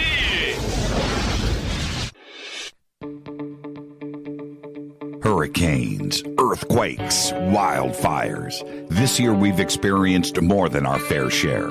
This is Jimmy Church of Fade to Black. And last month I decided to make sure my family does not have to worry about food should we get caught in a real emergency situation. Introducing Numana, a healthy, storable product that tastes so good that you'll want to eat it every day instead of just during those times of duress. All Numana products have a 25-year shelf life, are MSG and GMO-free, no preservatives, and are made in America. With the Numana pack in your home, you'll be able to sleep at night knowing that you've protected your family. Not only have I tasted and tested, I own it. Now you can too. Just click on the Numana banner on jimmychurchradio.com and use the promo code Jimmy when you order. In addition to a discount, we'll send you an autographed Fade to Black t-shirt. Seriously, go Beckley Tappy. Do you want to be an official Fadernaut? Of course you do. This is Jimmy Church of Fade to Black. Just go to our membership section at jimmychurchradio.com. So, you love talk radio? Then you'll love TalkStreamLive.com. TalkStream Live is always on, 24/7, with the best streaming talk shows. Find your favorite talkers and discover some new ones. It's free, readily available online or on mobile with any smartphone or tablet. Finding your favorite talk shows all in one place has gotten a whole lot easier. Just go to TalkStreamLive.com. Be sure to download the free apps from Google Play or the iTunes App Store. You listen to us, and we listen to you. And so does the CIA. KGRARadio.com. If you have hard water, the lime scale not only leaves white spots, it clogs pipes and breaks down appliances, costing you hundreds of dollars in energy and wear. Eliminate lime scale and other water issues like brown staining and bad odors with HydroCare water products, available from Wave Home Solutions. Wave's affordable water systems don't use salts or chemicals. You'll love the way your water tastes, smells, and looks. Satisfaction guaranteed. For more information, go to bestwater123.com. That's bestwater123.com. Are you intrigued by paranormal talk radio? You'll love the new paranormal radio app from TalkStream Live. You'll find a great selection of talk shows covering UFOs, ghosts, strange phenomena, and much more. Download the paranormal radio app now and start listening to the very best in paranormal talk entertainment, including the network you're listening to right now, the paranormal radio app, free in Google Play and the iOS App Store. You are listening to Fade to Black with Jimmy Church on the Game Changer Network. Oi, oi, I'm Reese Evans. You're listening to Jimmy Church. This is Revolution. The revolution will not be televised. The revolution is on radio. Ciao.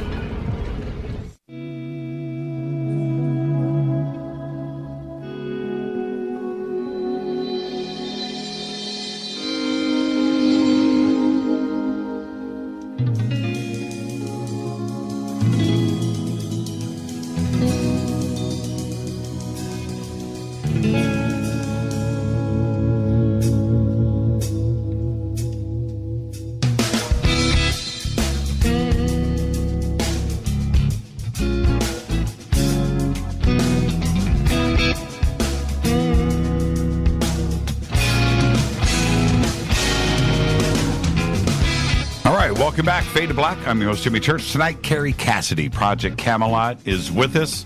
Night 2 of Influencer Week here on Fade to Black. And she has been influencing for a long time. And Kerry, before we get into social media, and I do want to discuss this, it's such an important topic. But when you first started, did you have any idea that in 2018 we would be discussing how you have influenced the community for so long? Did you have any idea? No, not really. I mean, I've always planned to change the world. So in that sense, I kind of studied to figure out. I mean, in college, I studied social change. That was my major. I was interested in influencing people from a young age. I thought I would do it through making movies, and before that, being a rock star. But, I wanted to change the world. I took a look around here when I was a little kid and said, okay, that's it. This place needs to change big time. And so, I guess I didn't know how I would get there. And I think it's kind of amazing the trajectory that I was on, because it was so unconventional, and I don't know, it's very weird. But no, I had no idea. We had no idea that Camelot would be so popular, and that I didn't know that donations would keep me alive all these years later. And I make money off of advertising on YouTube and donations, and that is about it. So, that's it. And when you look back, you had just mentioned, 700 interviews. Is there somebody that you didn't get a chance to interview that maybe is no longer with us, or is there somebody out there that you would like to interview that you haven't?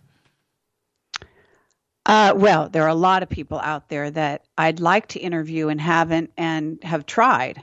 I want to interview Julian Assange. I want to interview Edward Snowden. I want to interview Bobby Ray Inman. I want to interview Bobby Ray Inman. The list goes on. Right. And, the head of MJ12, the real head of MJ12, not some guy who's out there saying he is, and, so on and so forth. So, and I'm happy to interview more than just alien human hybrids, which is just the norm as far as I'm concerned, because we're all alien human hybrids. And as far as the ones that got away, Arthur C. Clarke. Right. We tried to get an interview with him right before he died. I like to think that they didn't kill him so we couldn't interview him. You know what I'm saying? Right. But I can't be sure of even that. I'm very happy I got in there to interview William Tompkins before he died. They told him basically he couldn't speak to me, and shortly after that he died. What can I tell you? It's a wild playing field out there, but sure, there's ones that got away. There may be a few others that died. Now, social media today, and I look back like we all do, to 1995, 1994, and what the internet was back then, or the lack of the internet, and what it has developed into today. We have to approach things very methodically, and you have a very large social footprint out there. How do you approach it? Are you on Facebook? Yes. Okay, and so do you? Jimmy, you mean you're not my Facebook friend? I don't even follow that stuff anymore. That's I know. I can check. I mean, to be honest with you, I don't use social media like some people do to tell people that I just went jogging and I'm really glad. That's what I use it for. I don't use it for personal reasons. I use it for publicity. I see it as a publicity tool, and that's how I use it. And if people talk to me on Facebook various things, Twitter, for example, is a great way to reach me. Twitter messages behind the scenes, so I'll notice it because my email is always inundated, and I miss a lot on email. But I use everything I can get my hands on, more or less. Although I don't bring on a lot of sort of obscure stuff. And it does drive me crazy. I mean, there's so much out there, but I'm very thankful for it, because without it, I couldn't stay alive and I couldn't reach the people. So I use it as a way to reach the people. And what about Twitter? Do you approach that differently? No, again, it's not personal. It's public. Every once in a really great while, I'll post. If you pay attention to my Facebook, I will occasionally, like, there's a picture of me and my boyfriend. Right. In Yosemite. I mean, that's a very rare kind of thing you'll ever see. But, just out of exuberance and having fun during the summer or something, I might have posted that. But generally, if you look in my whole history of posts, I mean, there's very little about me personally. It's always about my shows. And do you think, I kind of know your answer to this, knowing you, but do you think that there is a cabal type of conspiracy with the social media companies to censor and to clamp down, where they are working together, not necessarily individually, but like what happened with Alex Jones, to have all of that go down and within a few hours of each other? It certainly seems to me that they were all FaceTiming, right, and discussing what they were going to do in advance. Do you think that really goes on? Absolutely. I mean, somehow they get a notice. I don't know how. I do think they have intelligence agencies working for them, for one thing, that are embedded, if you want to call it that.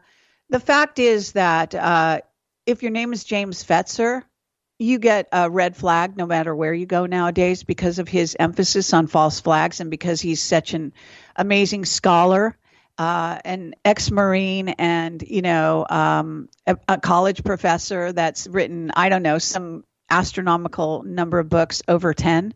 And he documents everything with, incredible research. And they're scared to death of him. So they, that's why I got flagged 2 or 3 times, almost got my YouTube channel removed.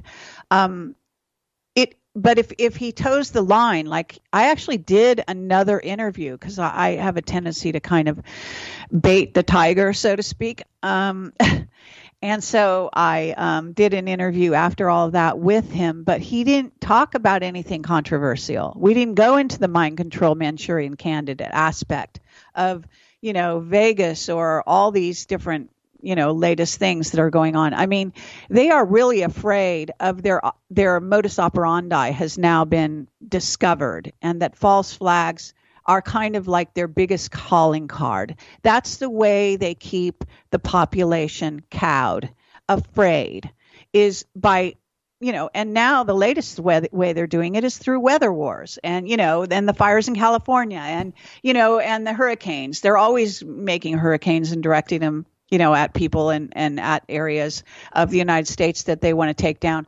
I mean, this is a whole ongoing war as far as I'm concerned. And yes, social media is right in the thick of it.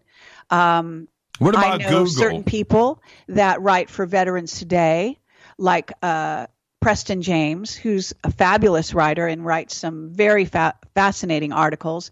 You cannot post a link to his articles. They will not allow it. I mean, the guy is frickin' banned from Facebook. And all he's done is written articles, perfectly legitimate researched articles, very intelligent. And, it is a war out there. There's no doubt about it. And the fact that I've survived this so far, maybe because I'm the, don't kill the messenger, I'm the interviewer.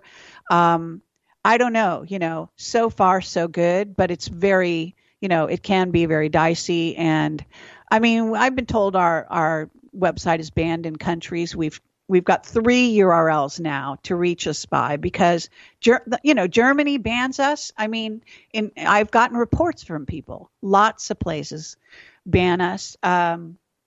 So it's projectcamelot.tv, projectcamelotportal.com, and projectcamelot.org. And hopefully they haven't banned us under all those URLs, but you never know. Why do you think it's desperate? I mean, I got stopped and searched in the UK airport and right in front of everyone. All the terrorists got to walk free that day, but I was searched. It was your jacket. But see, this is the thing. Is it the content in general, or is it conspiracies, or is it the knowledge of UFOs? Is there a subgenre down here that is causing the issues that they're interested in? No, because keep in mind you can't sort of take someone to task or to do a trial on a UFO subject. That's why Gary McKinnon never went to real trial. He was tried under the fact that he supposedly had Asperger's. And, in other words, they never let him admit into evidence the fact that he had actually found evidence of UFOs and fleet-to-fleet transfers and off-world officers, lists of officers. I mean, get real. No, that's the one loophole that when it changes, I will be public enemy number one, because you're not allowed to talk. Look, they can't take you to court over a UFO case. Now, in England, they do have an antiquated law that lets them take kids away from their parents who admit to dealing with ETs. Yeah, I've heard that. But what I find interesting is with the ability for Google and the NSA to censor, monitor, block, and control web traffic, but yet WikiLeaks manages to run unscathed and do these document dumps. So I've always wondered how Julian Assange is able to keep things running over there. If you wanted to run interference, I mean, WikiLeaks. Well, he's not dealing with UFOs for one thing, but on the other hand, he has not much. The bottom line is that he's being fed by certain intelligence agencies, and the Zionist side of Israel. Don't forget that's a big sort of foot in the pond, so to speak, and. So it's a complex game, but this stuff is going on. You can definitely, you want to look for censorship and you want to follow the sort of threads and the clues. It's there, believe me. Oh, I've watched the way they censor me, not only by not letting me speak at major conferences, I have to have my own. But aside from that is by screwing with my technology, no matter what I do. One time I had Linda Moulton Howe on my show. The last thing they want is for two people like us to talk to each other. Mm-hmm. You wouldn't believe the interference on that show. And, from day to day, my technology doesn't change. It stays the same. Right. So when they really want to interfere, I mean, I've had them knock people completely off YouTube and close my channel, like the whole thing come down. And there's no way this can happen without them shooting a pulse at your computer. So they're always there. They're always monitoring. And in fact, over the years it's gotten so they wouldn't even have trouble with my guest, but they would interfere with every other word I said. It's been crazy. I mean, I've monitored this for years. And all I can tell you is you're not paranoid when they're really out to get you. Well, you've been pushing for disclosure from, virtually day one. And yes. your covering of all of this. 2018 was a pretty dramatic year when we went, and going back to December of 2017, it goes without saying, with the New York Times and CNN and Fox and the coverage that went global. It seemed like we were making something was tangible suddenly. How do you feel about that? They have changed their approach. They have changed their approach because now there is evidence that certain ET groups have had it, that they want humans to wake up and to know that they're there, first of all. And two, the gloves are off. There's a certain point of couple years ago, not too many, when the Satanists decided to just come out as who they are, and they were proud of it. And they frickin' have. And so, this stuff is now coming out more and more. And look, the deep space program, the secret space programs with an S, but mainly the one run by the U.S. and the Five Eyes, and Russia's in there as well. Look, they're dealing with problems that are much bigger than, humans like me and you or somebody out there telling the truth to other humans. They're dealing with off-world cultures now and AI, to say nothing about artificial intelligence coming from aliens, all right, coming to our planet. I mean, their playing field has gotten so much more complex. And the bottom line is they need all the help they can get. And I think that, in the process of eliminating a good part of the sort of useless eaters, as they call them, which they are obviously hell-bent to do, turning this into a methane-rich, radiation-rich environment, making it home much more friendly to reptilians and grays. They are in the process of trying to weed the wheat from the chaff. And if you can handle this atmosphere, then they want you, they want your genetics, they want your kids, etc. They want the strongest to survive, as always. So this is the game being played, and why would the New York Times? Disclosure is part of that game. It's not, disclosure isn't just some president coming out on major TV and saying, yes, they're here. Disclosure, first of all, is what we're doing right here. But secondly, disclosure is also happening on the ground with the ETs. And they're getting closer and closer to the surface. The war is becoming more and more obvious.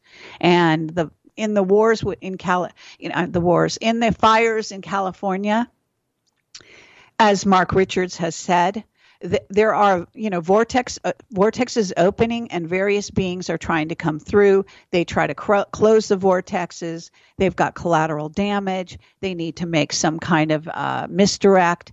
There's all kinds of crazy shit going down. Okay, we got to watch the foul language, Carrie. You're going to make... Well, you're going to get me kicked off of... edit me a few more times. Okay. When the bleep happens, I guess they're just going to laugh. Okay, so, but staying on disclosure, why would the New York Times suddenly take an about face? And the other thing, and so I want you to address the New York Times directly, but also it seemed like Fox, CNN a little bit, BBC a little bit, but Fox took the ball and ran with it. Why, they weren't giggling or playing X-Files music anymore. Why that kind of about face so quickly? Because they got the directive from the people that run them. I mean, the New York Times is totally run by the CIA and NSA and everyone else. They have to cater to these people. So you don't think they got their marching orders. They were told what to do. That's not disclosure anyway. These Tic Tac and all of this, these are sanitized stories, okay? Right. Even the recent Bob Lazar coming forward, he was tasked to come forward. There's no two ways about it. The guy has denied interviews and not wanted to talk about this stuff for ages. Suddenly he makes a movie, seriously? Bottom line, even you could tell that he's still pretty much unwilling. But you should have listened to my show with John Lear. I told you. We had a great time on that show. That was his birthday show. And I asked him all about Bob Lazar and what he said on that movie, etc. And he basically blew that film out of the water. How so? Because he said that Bob Lazar not only met one alien, he's met several. And Bob said in the movie, I think it was just a doll, right? Right? Yeah, that supposedly his mind is so wiped at this point. Look, he admitted that his mind has been wiped. He admitted this to John Lear. He said he didn't want to go back to work for these people. He quit because they were wiping his mind. If he denies that story, it's because he's in the payroll, back on the payroll. It's not like he never was. He went back on the payroll anyway between now and when he was first working for them. I mean, and John also said, which is, I think, fairly explosive, that they planned that Lazar was going to be their fall guy from day one. They hired him for that purpose. They hired him. Yes, he had the technical specs. Yes, he was, a freaking technical genius. He was also a contactee. There's no way you're going to ever convince me otherwise. And, he's not talking about all that. I mean, the story has not been revealed in its true colors. But I can tell you, John, John's getting older. He's a loose cannon. He worked with MJ12. I used to kid John all the time. I said, "You're MJ12, aren't you, John?" He didn't deny it. I wanted to wait. Have I gotten you speechless, Jimmy? Because that would be a first. No, not at all. There's so many questions here. Obviously, we all wondered why Bob would suddenly come forward. There's the simple side of it, right? The logical side where one would say that he's old friends with Knapp. He wants to throw Jeremy Corbell a bone and get Bob to agree to do a documentary for Jeremy, and they could go.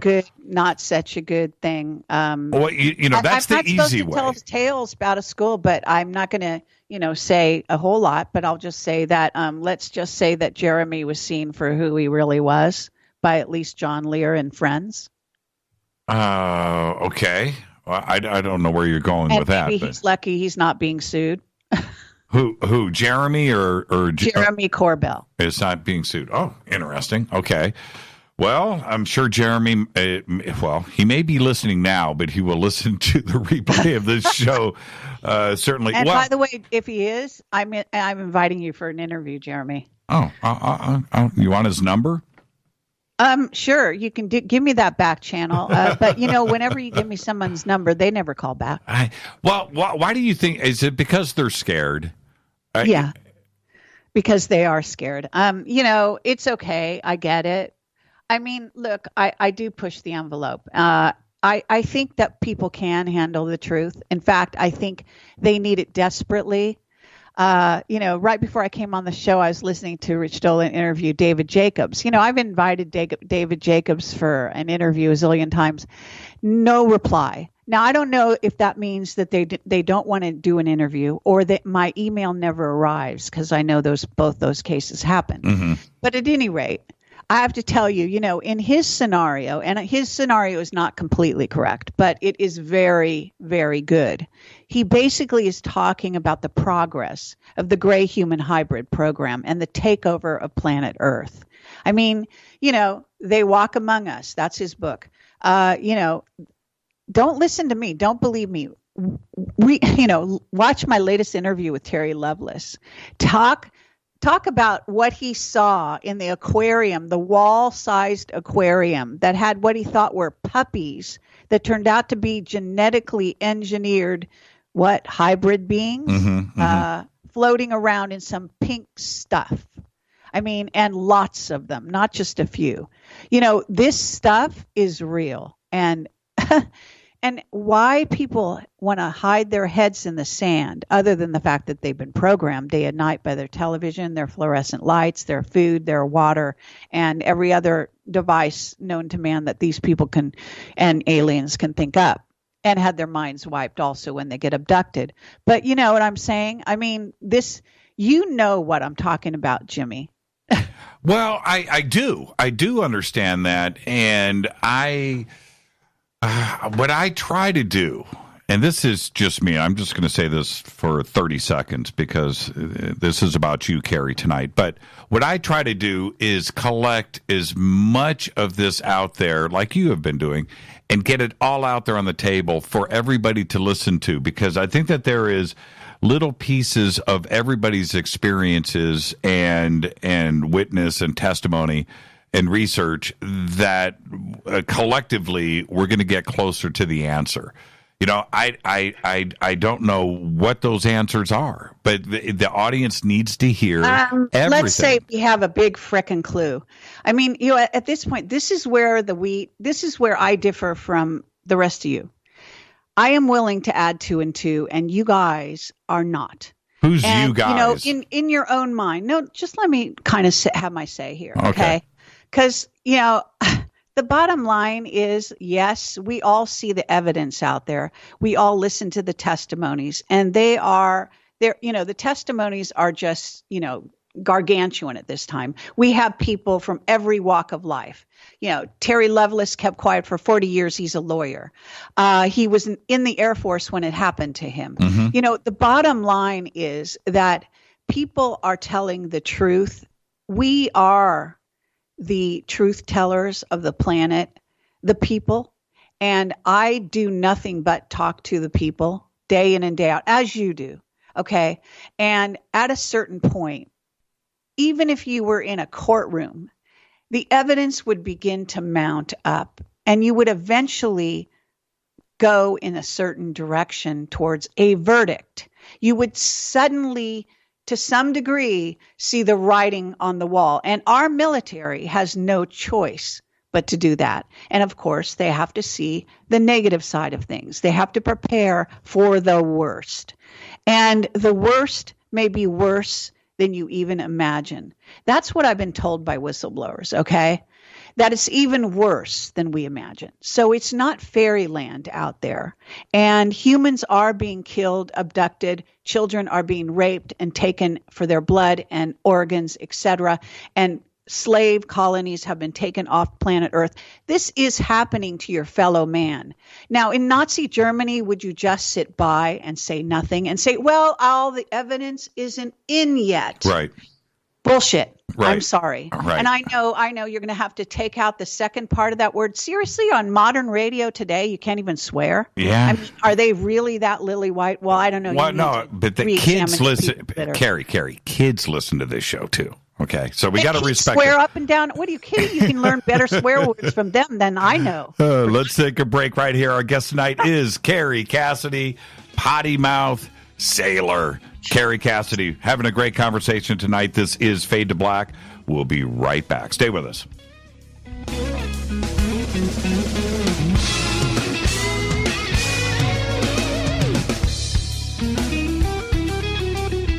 Hi everybody, this is Rob Halford, the Metal Guard on JimmyChurchRadio.com.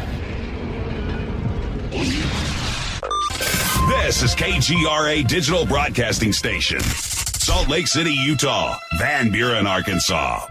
Poor water quality is a major health issue, and it's only getting worse. Municipalities can't keep up, standards have dropped, and pollutants are increasing. Where does it all end? It ends by keeping the pollutants outside of your home with HydroCare's advanced systems available at Wave Home Solutions. No less than the best purification materials and processes have been developed by HydroCare to provide you with healthy, clean water for drinking, cooking, and showering. HydroCare far surpasses the competition in removing chlorine, odors, iron, lead, chemicals, limescale, and much more. Don't settle for less when it comes to your water. We'll take care of the toughest water problems for you, whether it's from a city or well source. Satisfaction guaranteed. For more information, call 888-997-WAVE. That's 888-997-WAVE. Or go to bestwater123.com. That's bestwater123.com. Wave Home Solutions for a healthy, comfortable home.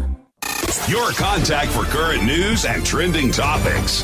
KGRARadio.com. Does your basement or crawl space have a damp, musty smell? Well, watch out. That's a sign of too much moisture and not enough ventilation. And that can mean increased mold growth and the buildup of harmful toxins and gases. Don't bother with a dehumidifier. It just circulates the same unhealthy air. Now there's a better way to remove these dangers and odors. It's with the computerized Wave Moisture Control Unit that reduces moisture and expels pollutants.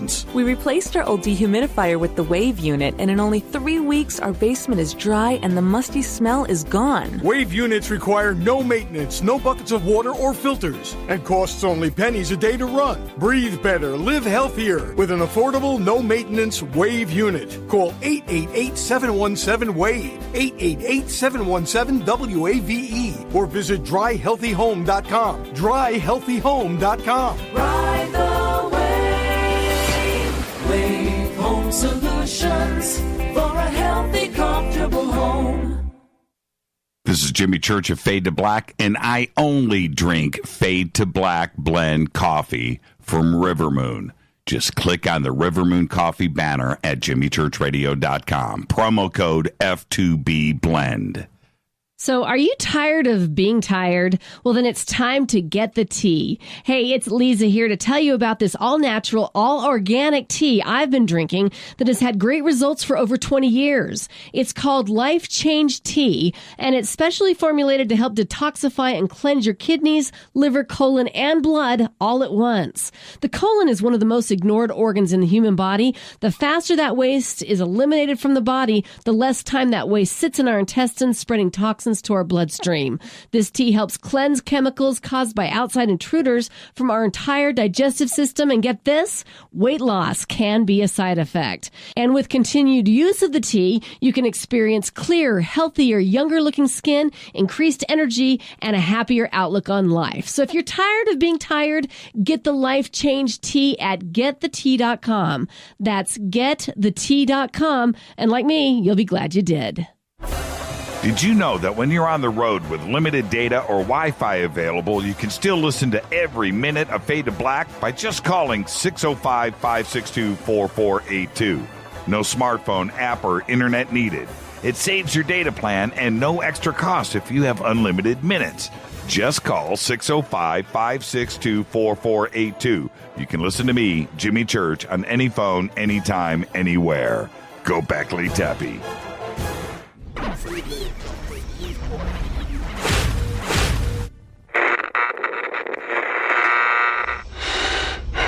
You want to know a secret? I love ponies. I really love ponies. I'm serious. I couldn't stay sane without ponies to brush. Why Fade to Black? Because you never got that pony, damn it. This is Fade to Black with Jimmy Church on the Game Changer Radio Network and KGRA, the Global Radio Alliance.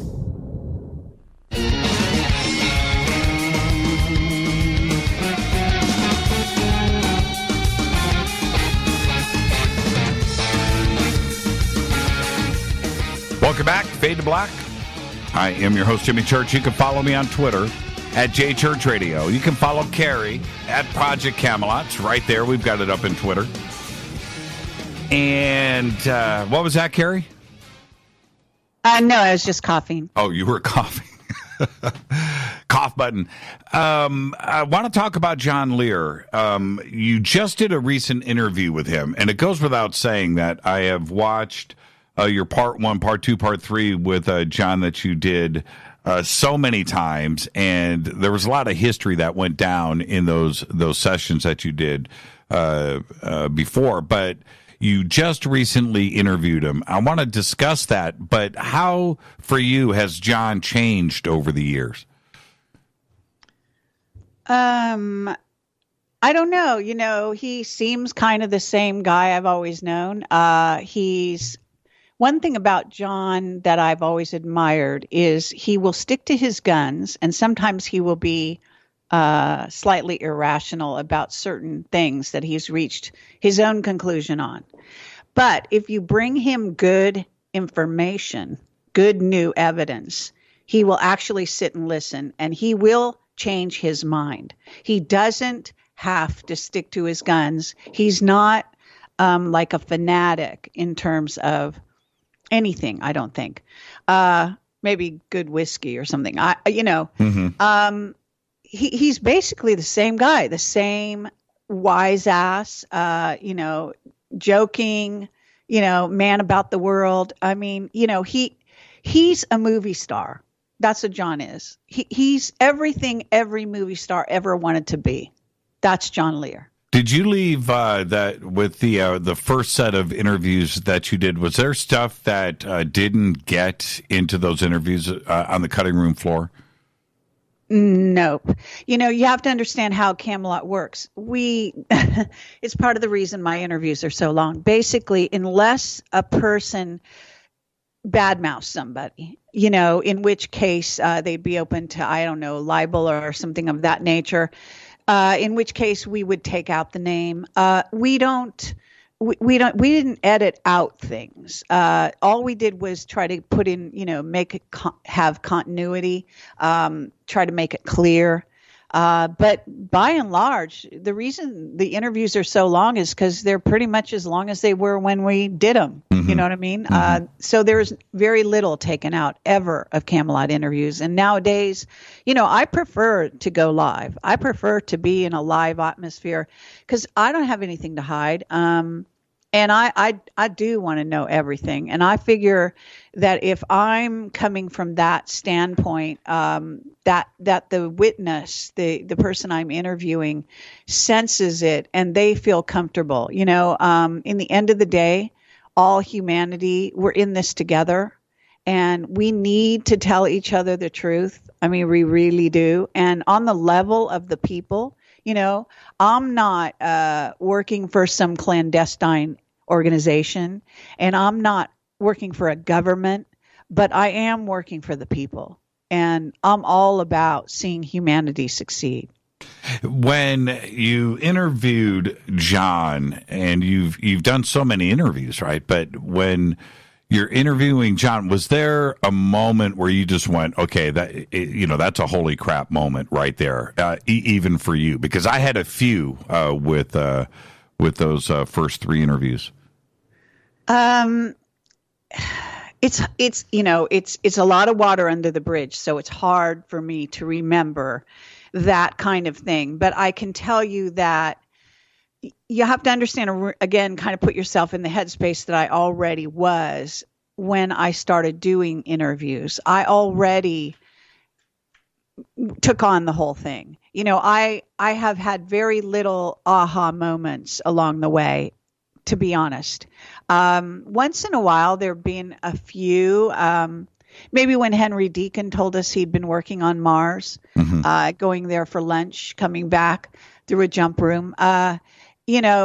There's a few where you go, all right, well, I'm going to have to take this on board. This is a bit much, bit wild. But John, now you don't have to always agree with John. Not everything he says is necessarily can you take to the bank. keep in mind that he's playing a careful game. He's a showman. He tells you, what he believes. He's a straight shooter, so he goes with his gut.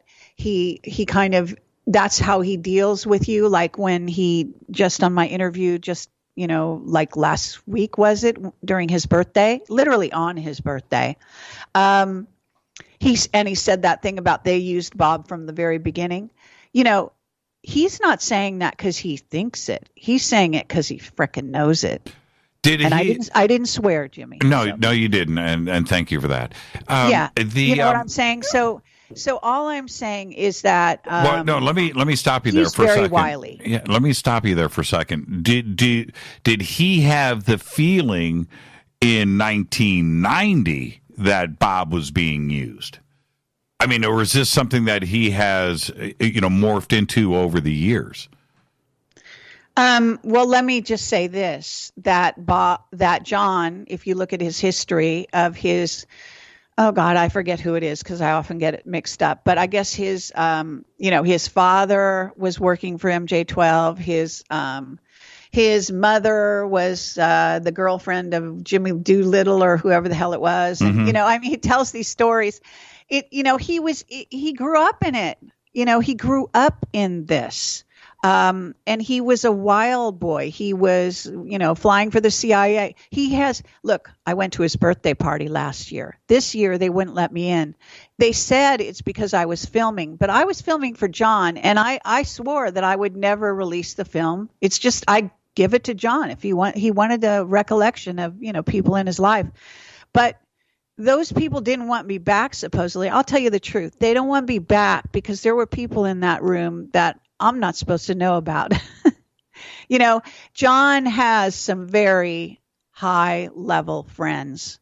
And I'll tell you, you want to know what was a great moment with John? It was actually more recently than you're realizing. We went back like a year, or I think maybe 2 years ago. I can't remember exactly. Time just goes so fast, and did a whole long interview with him. It was like 3 or 4 hours again.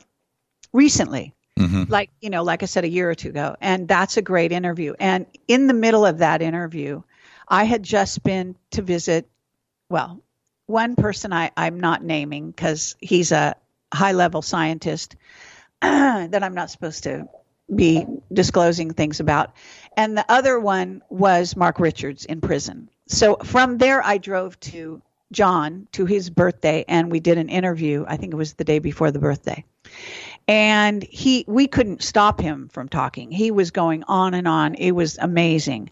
But one thing I did was during that interview, I told him what Mark said about the spiders in Vietnam, the spider beings that were the size of VWs, according to Mark Richards. And John, on camera, got that information for the first time, and you can see his legitimate reaction. And it's priceless.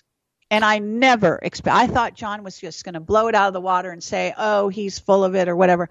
No, he just said right away, he was like, oh my God, this is it. Because his whole life, he was in the Vietnam War and all of that. He always wanted to know the real reason behind the Vietnam War and never bought the party line. So when he heard that, he just couldn't, he just was totally ready for that information. And that was, I think, with John, of all the times I've been with him, that was the most surprising to me because I really didn't know he would take that on board. I just told him because I thought, it'd be fun to see his reaction. Was there anybody that, not to get off of John, we'll come back to this, but is there anybody over the years that you interviewed and you were okay with, but then as time went by, that you started to maybe doubt the story or the level of trust went away and maybe you didn't interview them again? Bill Ryan? No, just kidding. Oh, no. Beep, beep. No, seriously, no, I love Bill. We may have some issues, but nonetheless, he was a very good partner in Camelot, as far as that went. But I'm talking about whistleblowers. People that I have through the years thought were a bit more legitimate than they are. God, that's a really hard one. It'd be easier if you kind of rolled off a certain list, because you got to remember that, and you've been doing this now. I think you've done even more interviews than I have, maybe. I don't know. It's really hard. I have to say, by and large, that that's not the case. That most of the people that I evaluated at the time, did the interview, had the sense of how much they were telling the truth and how much falsity was in there. Because, bottom line is, people don't realize is that, first of all, I don't believe everything I'm told. And second of all, people do not tell the whole truth and nothing but the truth. They tell you what they can tell you without getting killed, without having their family members killed, etc. We did, and I've said this before, but we did an interview with Nick, I think it's Nick Pope, is that his name? The British guy who was head of the sort of UFO desk in Britain for Ministry of Defense. Right. And we shelved it. We never published it, and he got mad at us over that. Why did you shelve it? Never forgave us for that, because we couldn't get the guy to leave the party line for 5 seconds during that interview. So the whole thing was nothing but, politically correct nonsense. So, sad to say, he was, he's an apologist for them. Now, he's come out recently, I hear, trying to tell a little bit more truth. The one thing that was interesting about him is that he did write some sci-fi books that were closer to the truth, but you could never get him on camera to, even come close to sort of dropping some truth here and there. I mean, the whole thing was just bullocks. So we just turned to each other and just said that was a waste. You said earlier, and I wrote this down, and I want to get back to it. You said earlier that you know where the bodies are buried. Right? Now, are you suggesting that there is stuff out there that isn't even on Project Camelot that you can't talk about? Is that what you're... Yeah. We have been threatened. We investigated a case. Let me see how far I can go on this one. We investigated a case that, we flew out. It took us airfare and all kinds of stuff. And basically we found out that if we said anything, we were told that these very nice people, that actually one of which had become a friend, that they and their families would not survive. So we had to just shut up about it. Let me see. I think I can say this much. It was a UFO case? Yes, because ultimately it had to do with a release of information that was telling the real truth about some of the things that went on during Roswell. But it actually had to do with James Jesus Angleton. And he knew where the bodies were buried. And literally. Literally. Yeah, right.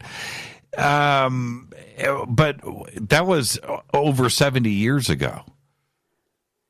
Well, yeah, but this is, isn't the this rule by secrecy funny? They have certain areas where they don't want the real truth to come out. Right.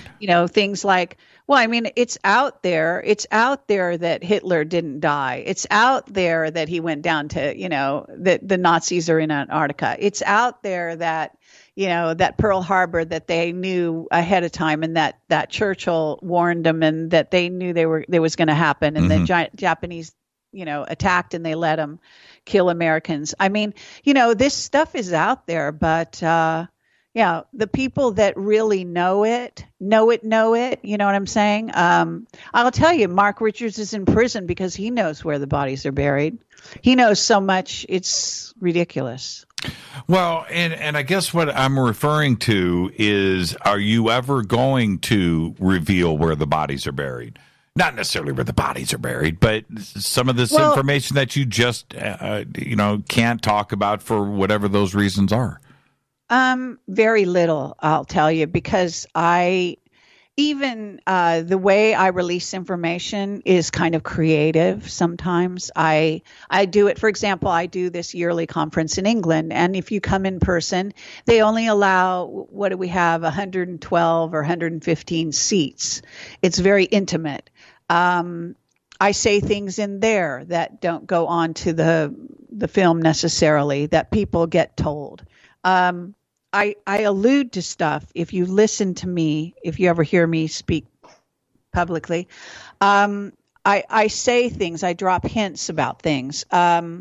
But by and large, everything, almost everything we've ever been told is out there in one form or fashion, or it's even come out somewhere else, and I just know it's true, that kind of thing. So I wouldn't say that that we're sitting on a bunch of special knowledge of any kind, because this is why, they don't recruit me because I'm working for the people first and foremost. So I'm going to tell them, you basically have to kill me, at the end of the day to shut me up. And how do you, and let's kind of wrap with this, since we're talking about, influencing and that in that context, because you do have a very large audience out there, but then what comes with that? Critics. All of us have to develop techniques and certain amount of thick skin to deal with it. How do you deal with it, and what's the best way to combat? Well, any public person has to deal with these kinds of things. You have to deal with attacks. You have to deal with people who try to find out where you live and want to, track you and all of this.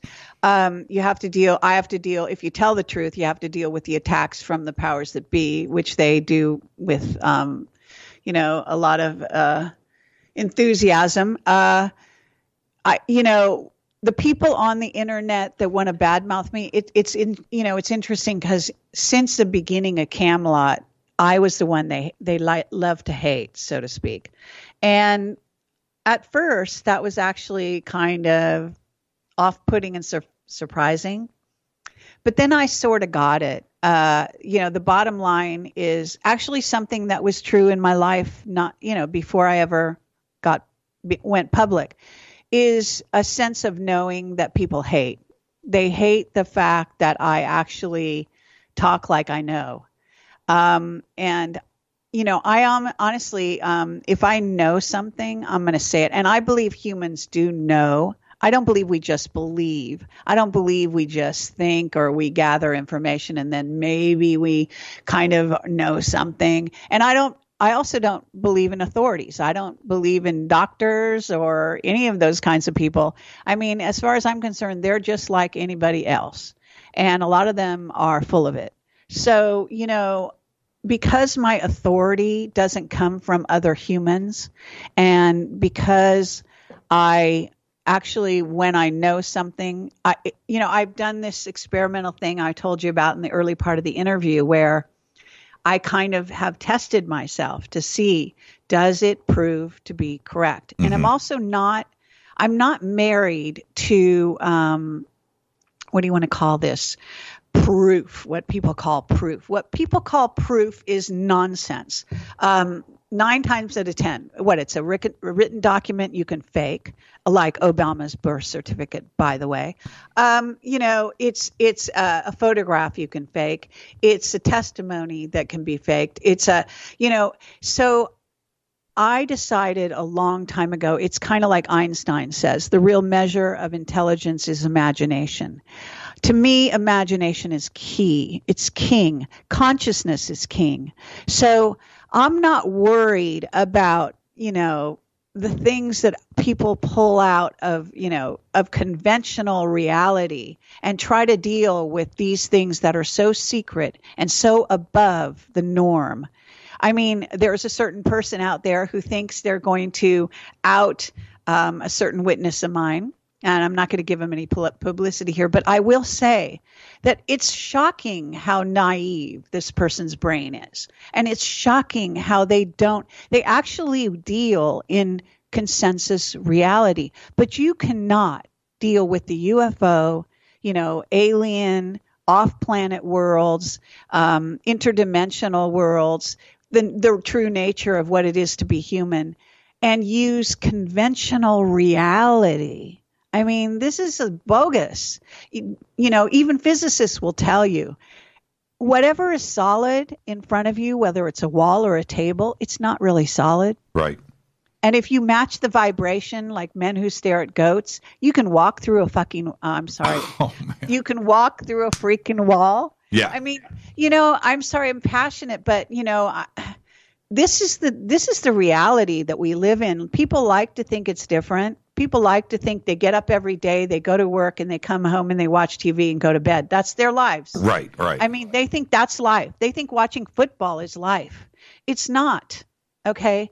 It's way more complex than that. And we are way, way, way more complex than that. And as far as I'm concerned, we can beat AI. And I know that people are fond of, they're always intimidated by stuff. They've been taught it's a programming.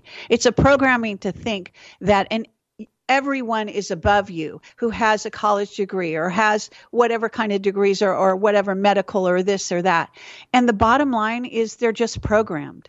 And the bottom line is that if you go off planet, it doesn't even apply. And you cannot deal with off-planet intelligences using the same paradigm that you have here on Earth. It doesn't work. It's never going to work. We're far beyond that. And we come from out there as well. And when you think like I think, then, working in conventional reality it's beyond stupid. It's pathetic is what it is. And so, yeah, people get pissed. The question was, why do people get pissed at me? And I trigger them. I trigger them to actually look at themselves and realize that no one, I don't care if it's an alien. I don't care. I don't care if somebody walks in here and considers themselves God. And people write to me all the time, tell me they're God or Jesus or the devil or whatever. People have all kinds of ideas. But the bottom line is that you can only know in your soul of souls, you know what I mean? The truth. And once you realize it, once it hits you, that's it. What can I tell you? I think you have to keep an open mind from then on. I think you have to continue collecting the evidence, even though you've reached a good conclusion, But the bottom line is that we are way more than this conventional reality gives us credit for. And I'm about that. That interests me. You just triggered me. So you're going to stay on to do some overtime. So you just stay right there. There's no way we're going to end right now. It can't happen that way, Carrie. That's it. So just stay right there. We'll continue this conversation. I'm watching Twitter. It's on fire. Thank you for that. And we'll be right back. Kerry Cassidy, Project Camelot. We're going to do some overtime. Stay with us.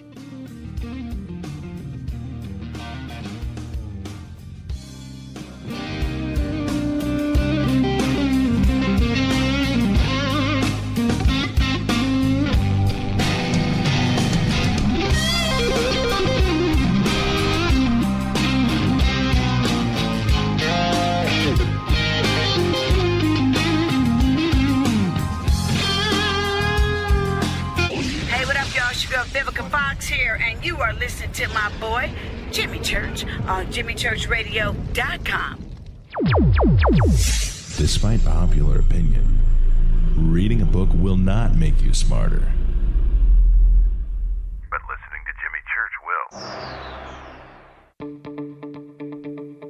will. Hurricanes, earthquakes, wildfires. This year we've experienced more than our fair share. This is Jimmy Church of Fade to Black, and last month I decided to make sure my family does not have to worry about food should we get caught in a real emergency situation. Introducing Humana, a healthy, storable product that tastes so good that you'll want to eat it every day instead of just during those times of duress. All Numanna products have a 25-year shelf life, are MSG and GMO free, no preservatives, and are made in America. With the Numanna pack in your home, you'll be able to sleep at night knowing that you've protected your family. Not only have I tasted and tested, I own it. Now you can too. Just click on the Numanna banner on jimmychurchradio.com and use the promo code Jimmy when you order. In addition to a discount, we'll send you an autographed Fade to Black t-shirt. Seriously, go Beckley Teppy. This is Jimmy Church of Fade to Black, and I take Life Change Tea supplements every single day. It's what I do. Click on their banner at jimmychurchradio.com. When you take the beans from Central America with dashes of Indonesian and African mixed in and then roast it to the dark side of Fade to Black, you create the ultimate brew of fringe. Introducing the Fade to Black blend from Rivermoon Coffee. Yes, Rivermoon's darkest customized roast was created for the love of Fade to Black.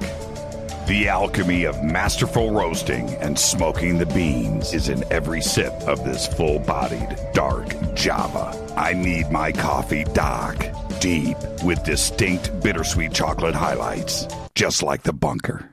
Leaning further into the darkness of the roast is Fade to Black blend from Rivermoon Coffee. Just click on the banner at jimmychurchradio.com and use the promo code F2BBLEND for 15% off of your order today. Go Beckley Teppy. Hi, folks. CBD is the home run hitter for health right now. Why, you ask? Because of what it does for the body. Unfortunately, I can't tell you all about the benefit. You know, there's reasons. Do your due diligence and log on to ancientlifeoil.com. That's ancientlifeoil.com. Ancient Life Oil uses organic ingredients and is blended in coconut oil for some of the best benefits. Legal in 50 states and non-psychoactive. Log on to ancientlifeoil.com. That's ancientlifeoil.com. This is Jimmy Church of Fade to Black, and my family is safe because of Numanna Emergency Food Storage. Just go to the Numanna banner at jimmychurchradio.com. Promo code Jimmy10.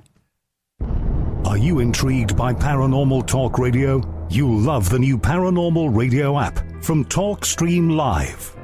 You'll find a great selection of talk shows covering UFOs, ghosts, strange phenomena, and much more. Download the Paranormal Radio app now and start listening to the very best in paranormal talk entertainment, including the network you're listening to right now, the Paranormal Radio app, free in Google Play and the iOS App Store. Erica, Brittany, Gabby, and you're listening to JimmyChurchRadio.com. It's not a lifestyle we chose. We were born this way. KGRARadio.com.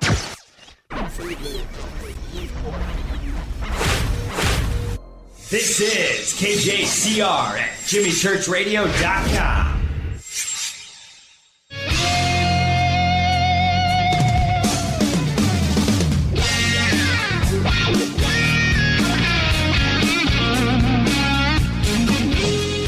All right, Fade to Black. I'm your host, Jimmy Church. Carrie Cassidy, Project Camelot, doing some overtime. So you know what that means. I'm going to go right there. I want my questions answered now.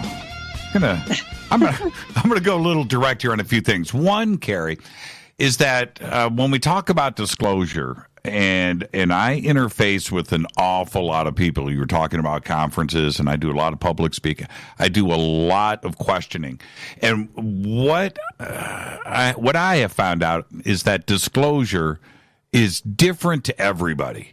But one thing that I can definitely deduce is that when somebody says, including myself, I don't need disclosure. I've seen what I've seen. I've got my own stuff. I don't need it. And then I will get the boos.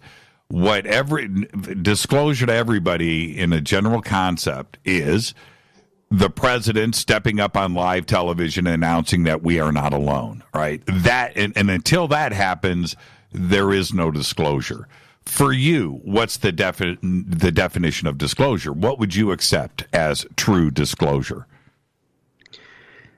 Well, like I say, I think we're disclosure. So we're disclosing to each other every day. We're discovering the truth about what's really been going on all around us, and the so-called controllers and the alien contingent, etc., is all part of that. But sure, it's nice to have so-called members of government. Let's see, Paul Hellyer, he was a pretty high up official, but that's not good enough for people. I mean, it's interesting. I think even, who was it? Well, Reagan certainly hinted at it, or more than hinted at it. Ben Rich said, we have the technology to take ET home. And he said a lot of other things as well. He really came as close as you can frickin' come and be someone who was in the know and in a position to be in the know. But for you, Carrie, as far as I'm concerned, I worked for JPL, Jet Propulsion Lab, in the communications area as a consultant contractor. So I was working around scientists and engineers and all of that sent the rovers to Mars and such, and other people. So I've had my disclosure. I've had been face to face with the best, you might say the best and the brightest. And that is priceless. I've also been approached, quietly by certain others who never went on camera, et cetera, and so on. So all I can tell you is, a president is never going to be a big wow for me, because a president is a hired hand, first of all. And someone like Bobby Ray Inman, now that's another matter. Sure, I'd love to, sit and have coffee with him for a few hours, because he really knows. The people that really know. These are the people that I respect, and the people that have been dealing with this reality, who go to work and deal with it every day. A president, I think Trump is read in enough to know quite a bit. What can I tell you? I don't see it like other people see it. I do understand that. But at the same time, right. I do think that we're moving towards that. Look, I also have had dreams of the future. Now, if one of my dreams comes true, disclosure in quite the way that people would like to see it is not going to happen for quite a while. I can say that, we are fighting wars with aliens right now. Soldiers are in Iraq and Iran are dealing with reptoids that are coming up from underground and interdimensional. They are fighting them. They don't remember. They are having their minds wiped. They are fighting wars on Mars and on the moon and killing beings, and Randy Kramer, he'll tell you. These people know what's real. These are the people that I respect. The people that have been in the trenches, fighting the war on our behalf, fighting the good fight, the ones who really know the truth.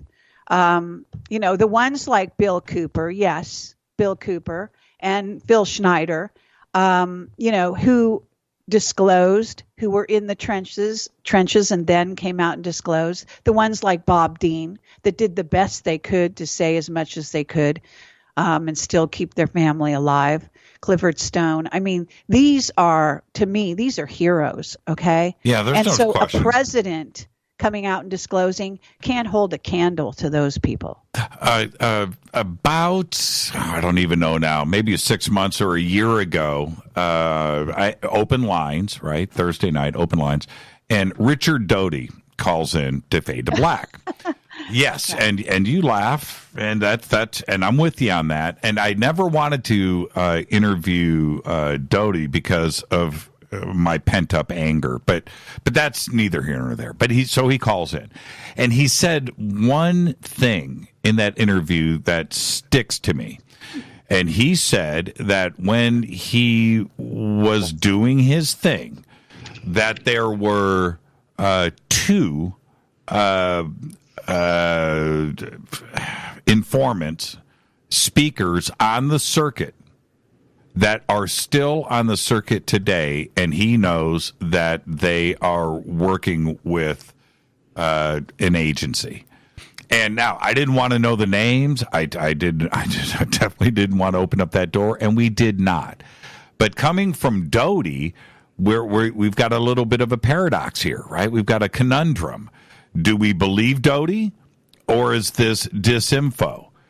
What do you think about that statement? Do you think that there are... yes.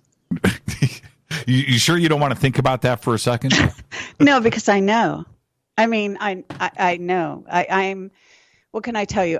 Yes, there are people that are respected who are still working. You know, I think people don't understand the game very well. I think you have to understand that people do have to go onto teams. I am still an oddity. I can tell you that in a hidden way, I'm probably part of some team that I don't really know what it is exactly, of white hats, if you want to call it that. People that protect me, people that, you know, when all the other teams say kill her, they say, wait a minute, if you kill her, we're going to kill one of yours. And so it's a moot deal. You can't do anything. People have to save their own lives.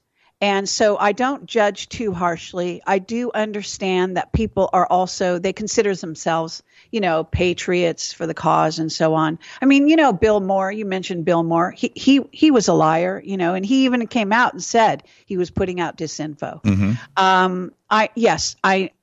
I don't know all the players that are playing both sides and that are actually in some cases working very, very diligently to disinfo people. But I know enough of them, and I know who Doty knows to some degree. And I don't know everyone Doty knows. I mean, Doty planted a listening device, or had it done when we were in New Mexico, and we went to we drove over to a certain part of Arizona to visit a military member of the DIA who was part of the Serpo disclosures. They put a device on our car to track us so that the people were standing in their yard when we drove up. That's how come we knew there was a tracker on our car. I remember you telling me about that. Right, right.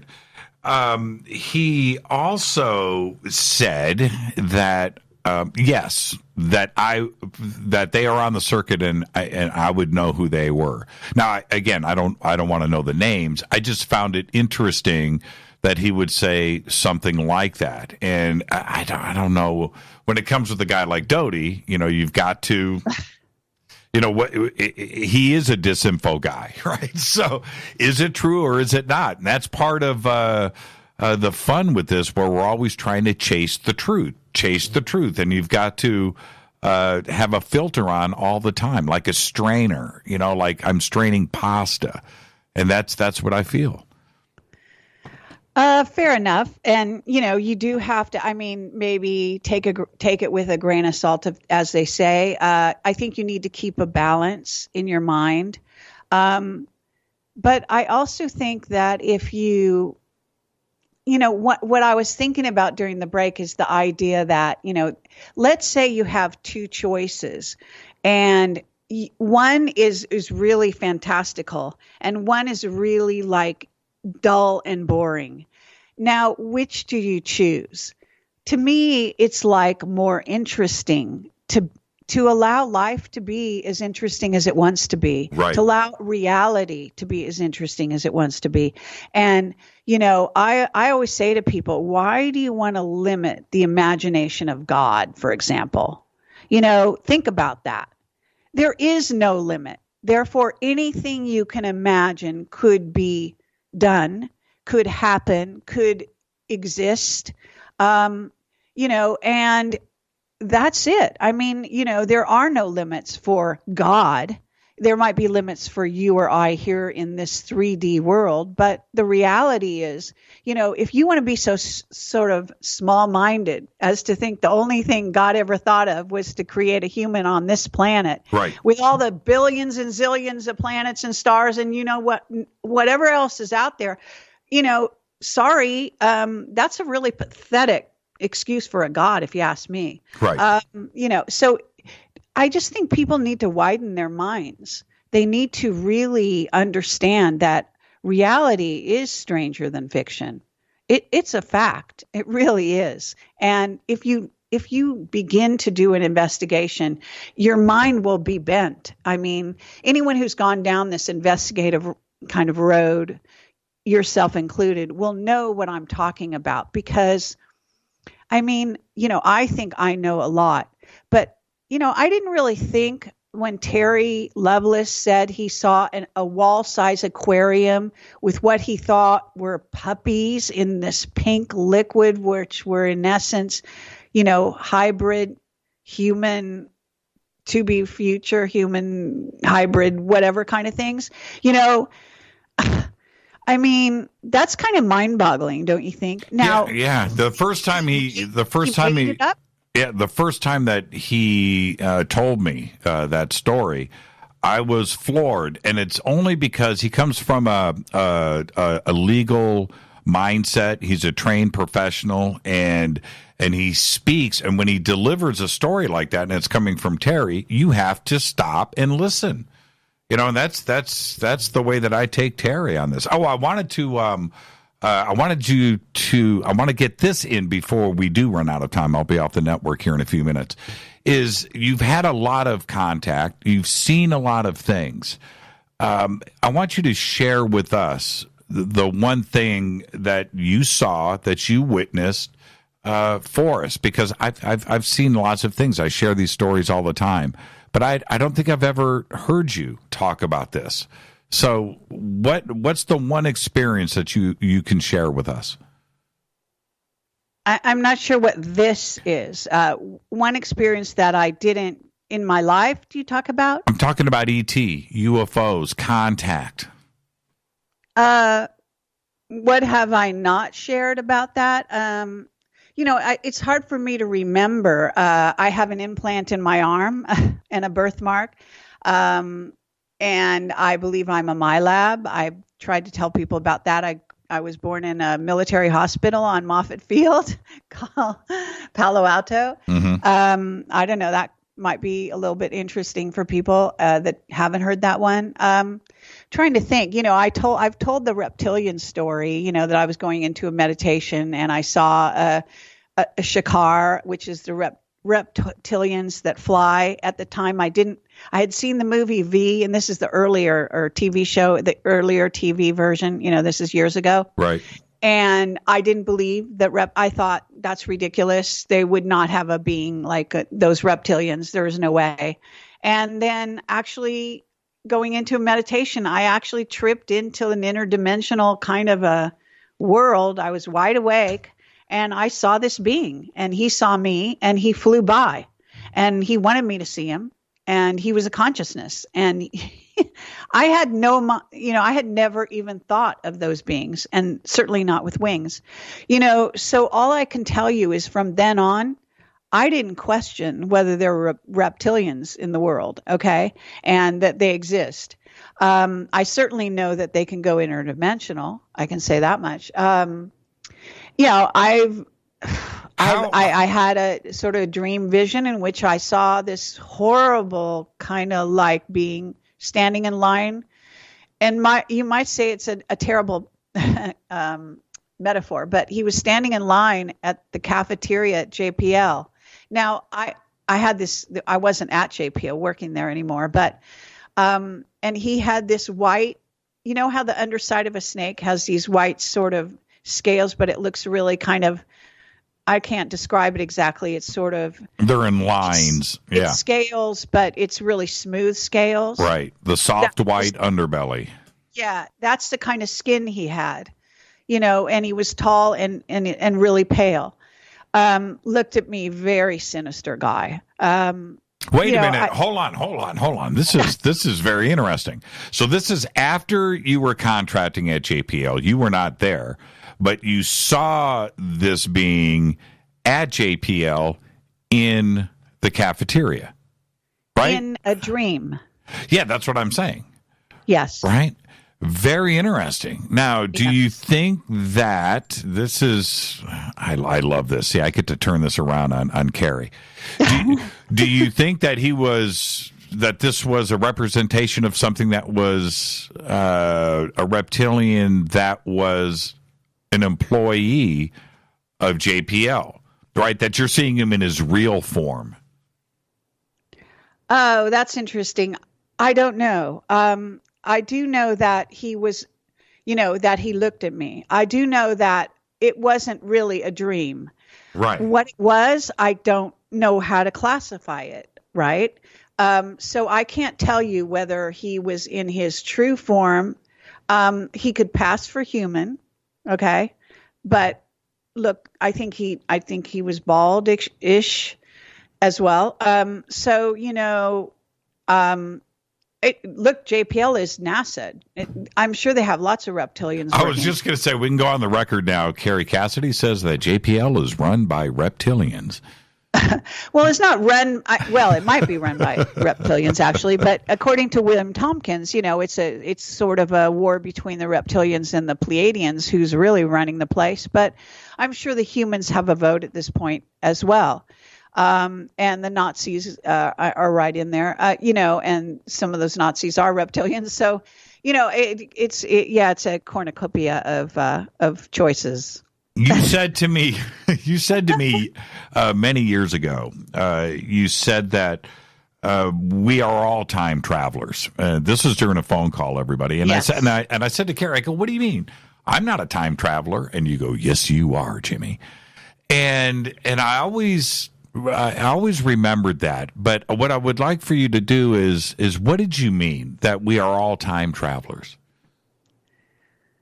Well, time and space are an illusion. Time and space, there's space, time, and time, space, and they intersect. And, you could look at the work of Richard Allen Miller, and I know you've had him on your show a lot, and he talks about the reality is that our consciousness kind of comes to that point, that intersection point where time and space connect. And in a sense, what physicists will also tell you is that time and space is an illusion. If that's true, and at the same time they can say that this is all one, then in essence, time, as we think of it, is only linear in our brain to be played out in this kind of this game, this board game we call a hologram that involves Earth and all the other planets and various ETs and so on and so forth. So, right. And various levels, dimensions and densities, etc. So, in other words, at play in the fields of the Lord is one saying you could kind of generalize in this sense. We are all like at the moment now. I'm going to fly to the UK for Christmas. I will be time traveling. I'll be traveling through time. When I get to the UK, I will skip over a certain amount of time, and I'll be in a different day and a different time. Right. And that's time traveling. So if you can time travel in a jet, then what the heck do you think you can do in a UFO going from here to the moon, or folding time space, or going, interdimensional, going interstellar? When you look at a star, they say the time, all this kind of thing about it's actually, you're seeing the past happening, millions of years ago or something. In other words, we ourselves are reincarnated. So we live through various times. That makes us a time traveler. When you go to sleep at night, you can easily travel back in time, forward in time. This is what precog events are, and so on. So, we're always traveling in time. It's just part of what we do. It's just as natural as, as putting on clothes. Do you find that because of the amount of influence you have out there and so many are ready to pounce, do you watch what you say? Do you run with a filter? No. You don't care? Can't you tell? I'm sorry. It's really hard for me not to swear because I don't have a filter that much. So I All I can say is that I kind of I trust in myself, and I trust in this sort of greater good. Mm-hmm. I'm one of those people who actually believe that humanity is good at root rather than evil and bad. Right. I think being told we're bad and sinners is an overlay. It's a lie. It's a way of getting us to not believe in ourselves and also to take the planet away. This is, it's the king syndrome. It's the Anunnaki did it, ages ago, and people still read the Bible and believe these guys are telling them the truth. I mean, it's it's a playbook. It's nonsense. You can change reality. And if we decide to be on another timeline, then we frickin' will. And we are very powerful together when we link up into a field of resonance like we're doing tonight. Right. And it's very exciting. It's not me. It's not you. It's all of us. That's the power. It's just, I happen to be voicing it, but I'm voicing what's in the hearts and souls of the people that, that follow my work, because they're already there. They just want to hear it out loud in this reality. And I want to thank you, Carrie. It's an unbelievably great conversation tonight. What night do you broadcast, and where can everybody go and find you? Okay, well, I broadcast usually, I'm supposed to broadcast Wednesdays and Thursday nights at 7 p.m. Pacific time on YouTube, on my channel. And I also broadcast on Fridays at 1 p.m. Pacific time. The reason I do different broadcasts at different times is to accommodate whistleblowers and truth tellers that don't live in the United States. They might live overseas, or they can't make certain times. So I do vary it. Like Monday, this is Tuesday. I did 2 interviews, and they were with people from overseas. I did a roundtable discussion at 10 a.m., and I'm not a morning person. God save me when I have to do that. Right. And the other one was with Tony Gosling, and he's in the UK. It's late at night there, and we talked around 2 or 3 in the afternoon. So, I'm flexible, and if something really important comes up, I'll go live that minute. You know what I'm saying? Mm-hmm. So, because I have a YouTube channel and because I can reach social media in an instant, that allows me a lot of leeway.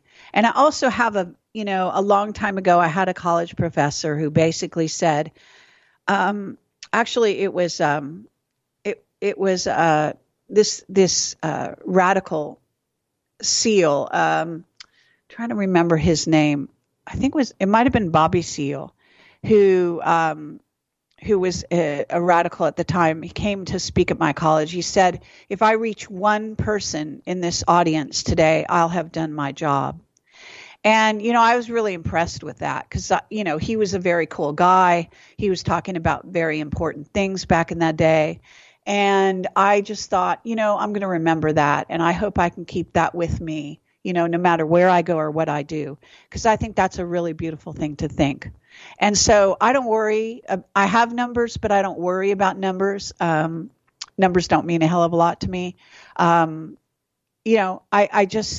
just doing what I love, and I want people to do what they love. And I think that reaching people, if you do reach one person, it does get out there because we're amazing.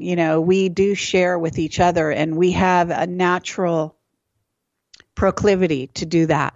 And that's one of the wonderful things about humans. Thank you so much, Carrie. And we went right up to it. I've got to run credits.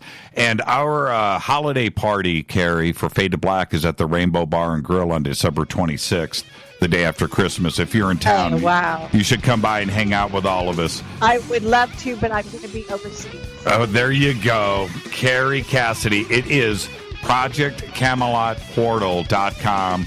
All of the other links are over at JimmyChurchRadio.com. Thank you so much, Carrie. Fade to Black's executive producers, Rita Camurian. Show was produced by Hilton J. Palm, Renee, Dennis, and Bob.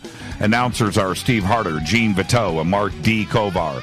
Webmaster is Drew the Geek. Music, Doug Aldrich. Intro, Spaceboy, spaceboymusic.com. Fade to Black is produced by KJCR for the Game Changer Network, and syndication is KGRA, The Planet. This broadcast owned and copyrighted 2018 by Fade to Black and the Game Changer Network.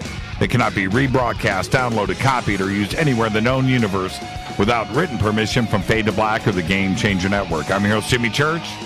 Tomorrow night, Tyler Glockner, right here from Secure Team. Until then, everybody be safe. Go back, Lee Tappy.